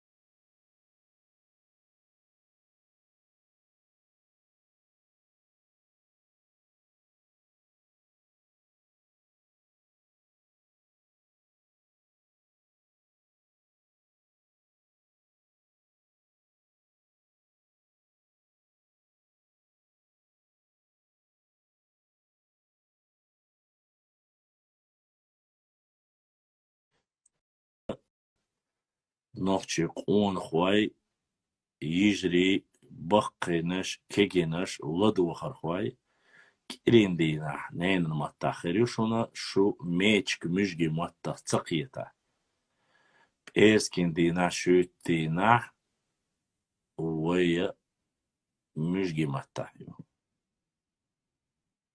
Shun Haita, Hara, Tahoit, Ueya, YouTube, Osho, Chua, Instagram, Osho, Chua, Telegram, Osho, Chua, Facebook, Osho, Chua, Massumette, Ladur, Ochan, Haita, Kirindina, Maral, Yutsu, Nenan Mata, Ueya, Zaini, Dola. تصدولا بيحكس بالردوخة سنحومي ديكا خزة نخشيقا وديزا бош садиещуна кейразу яхкель эльдуэ. Надеюсь, всем понятно. Я довел до всех объявления о том, что на родном языке эфиры будут в воскресенье. Пятница, суббота на русском языке, поскольку это рабочий международный язык. Было бы неплохо, конечно, владеть и свободно английским языком, но, к сожалению, на все время не хватает, да и возможности нет. Вот. Я вначале начал изучать, честно сказать, через программу Ешка начал изучать английский язык. Вот. А потом из-за того, что нужно было на что-то жить, мне пришлось это забросить.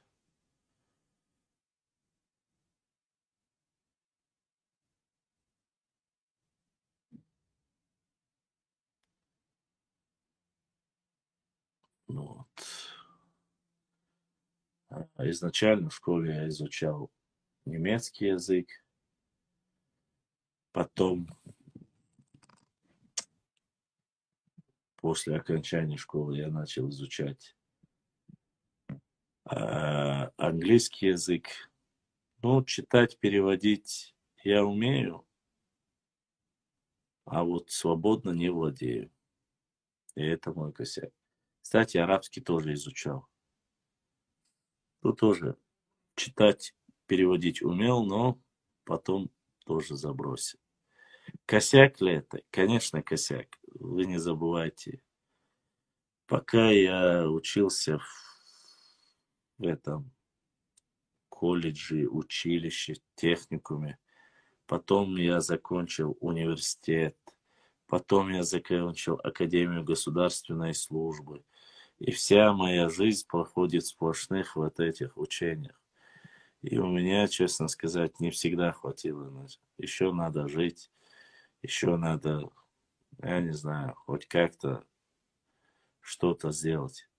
У нас такой менталитет, что если у человека негде жить, не на чем ездить, если он красиво не одевается, то у нас этого человека из-за человека не считают. У нас, я имею в виду, в общем.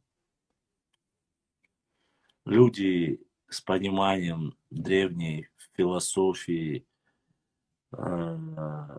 греческих философов, римских философов и вообще вот эти строки, афоризмы, вот эти на статусы, которые вы забрасываете, религиозные кусочки, это все на самом деле люди закидывают это, чтобы казаться умнее.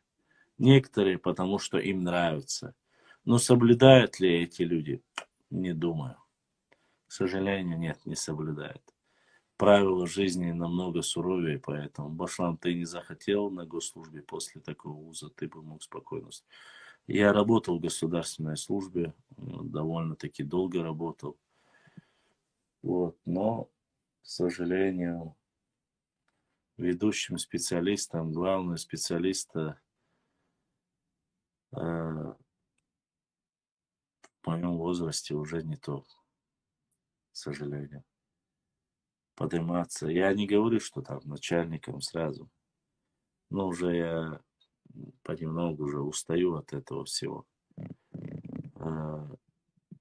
Честно сказать.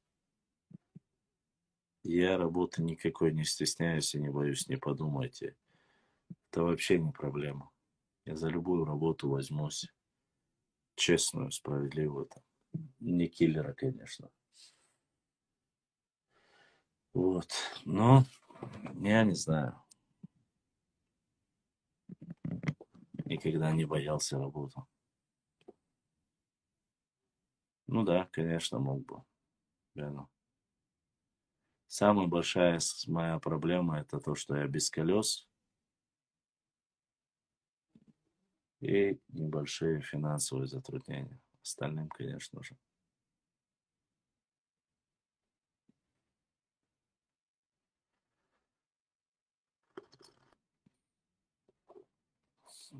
Мобил. Ладно, не будем о грустном. Так что слова для статусов. А что тебе киллер? А что киллеры тебе сделал? Нет, я а, ничего не сделали. Никто мне ничего не сделал.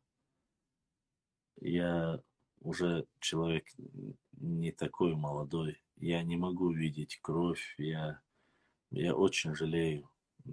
Я даже аварии людей, которым лежат после аварии, я не могу смотреть. Я очень сильно переживаю, я все через себя пропускаю. То есть хирургом быть я бы не хотел. Мне жалко людей, очень жалко. Это очень странно, но вот такое вот и оно. Ну, чересчур много во мне милосердия. Очень много. Если я даже злюсь, то ненадолго. Вот. И я не знаю.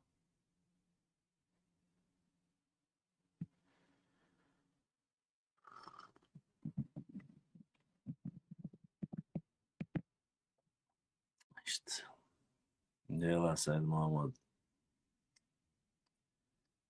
Hamda Say поддержки ремерч Ватсовой.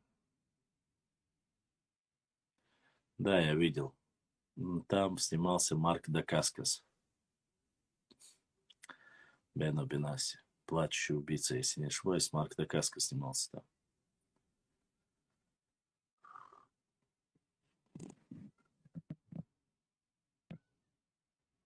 Якудза вроде бы был, да? Из Якудза он был или нет? А может, я ошибаюсь.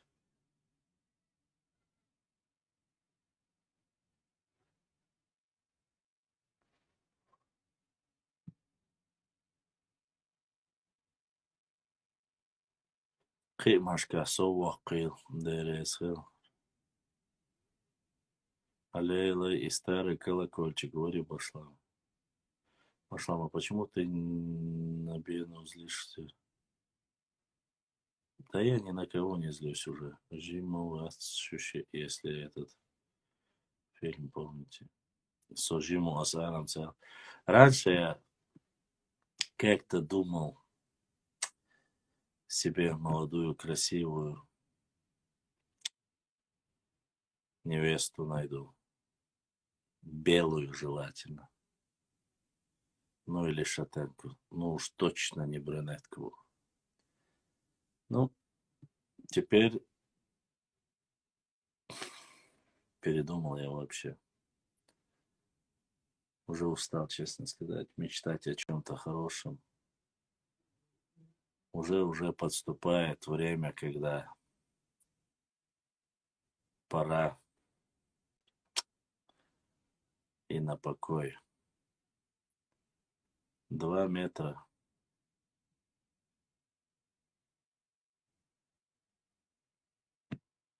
под землю.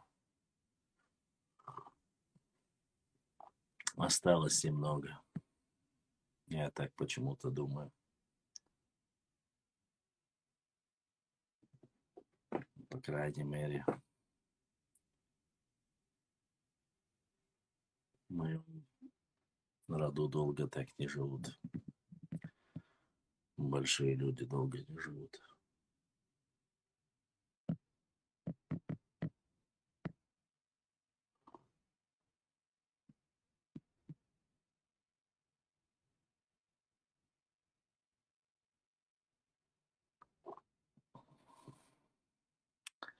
Я не говорю, что я знаю. Все в руках Всевышнего, но предположение.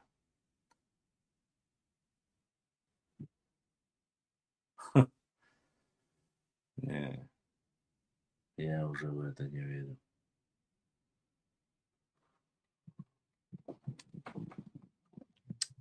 О том, что перевернется газик с пряниками и будет на нашей улице праздник, в это уже не верится.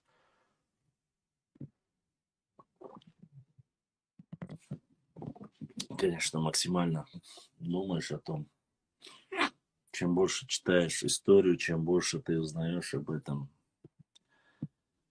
Балдык-Дыч, очень много разочарования.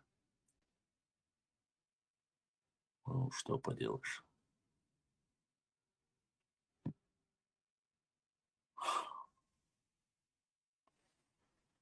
Удивительно. Вот реально, бля. Уже не надо. И лотерейный билет. Пробовала это. Пошла не читая эти книги. А смысл? Ну, лама сдашь усо. В основном кахарса лишь ватсо. Урва лишь ватсо. Иногда выхожу там. Если получается, в горы выезжаю. Музыку послушать. Почитать. Там на работу куда-нибудь пойти, прийти. Поэтому как-то так. Ладно, друзья, я, наверное, на этом закончу просто-напросто. Если бы вопросы были бы, если есть вопросы, я бы ответил, а так надо еще оставить чуть-чуть, то на завтрашний эфир мне не хватит. Даже завтра хлаха, короткий эфир, хламик-стрим, потому что маловероятно. С сегодняшними донатами завтра эфир долго перематываться. И что дом? Что задавайте вопросы. Башламбах, Саду, воду ушу.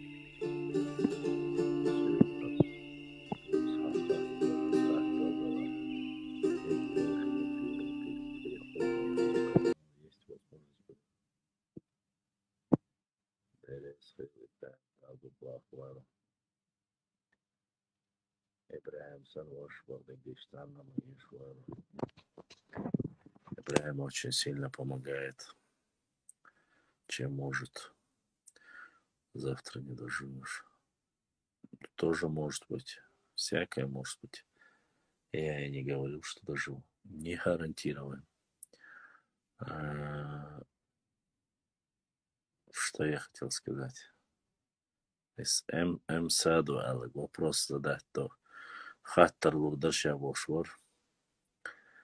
Хахатчане ждем, как он придет. Ответим на вопрос и выскочим тогда. Бенаси не может задонатить Заур. Он говорит, что он за пределами, нет варианта. По крайней мере, мне еще говорил. По крайней мере, он так мне несколько раз говорил. Жуап лурдуй мелнах чебухук дунянты 6 миллион. За 2 миллиона. Я скажу где-то в пределах 1 миллион хылларбу. Башлам, не умирай. Будучи живым. Я не умираю. Я не про это говорил, не надо путать. Я сказал, что я уже не такой молодой, и что уже пора думать о том, что скоро к Всевышнему пора отправляться. Я только это говорил. Я не собираюсь умирать и ничего подобного. Я еще, иншаллах, буду живым. Я еще найду, может быть, себе арийскую красавицу. Может быть.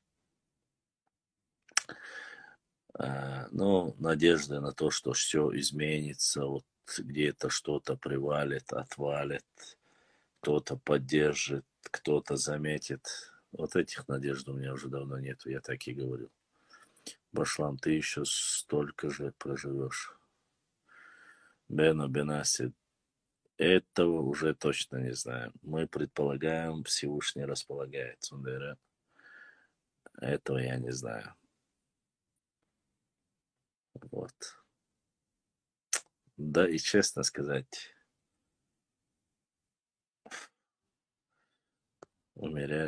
ладно, оставим эти, знаешь, философские вопросы не всегда. Вроде бы, все, уже отключаться. Дома, альна. Столько приходит в голову, что...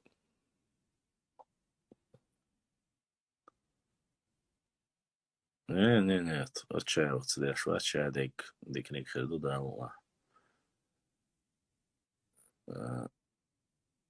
Амина, очень смешно. Башлам вилу. Видишь, аж до русов всю жизнь почти.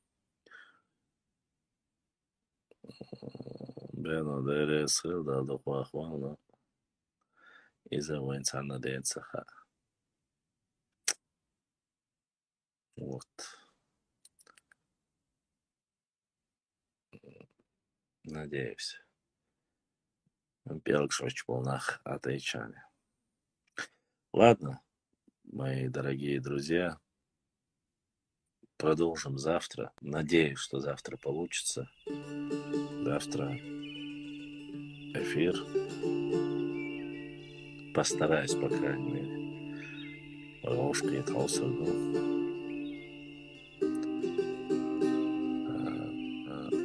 Около Масера Адекюэл Бюстал Девалё. Огромное спасибо двум моим братьям, которые сегодня задонатили. Это Русланбек, брат, и первый, кто это был. Первое имя записано не было. Но в любом случае, огромное спасибо. С вами был ваш брат Башлам на связи. Если будут вопросы, пишите в Ютубе, пишите в Инстаграм, в Директ, в Фейсбук, в Телеграм, в ВК, в Твиттере. Инстаграм на 2 страницах. Везде мы есть, везде я отвечу обязательно, иншаллах. Не думайте о плохом, все будет хорошо. Изучайте свою историю, любите свою родину, все остальное наладится. Номер карты, Заур, в директ зайди, я туда скину. Я просто отсюда убрал, потому что уже собирал. В директ зайди, точку пришли, я тебе отправлю. Я его просто убрал, номер карты. Сейчас.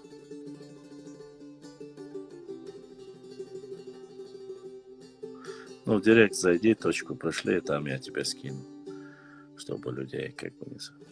Увидимся с вами завтра. Адикюэл, Маршал.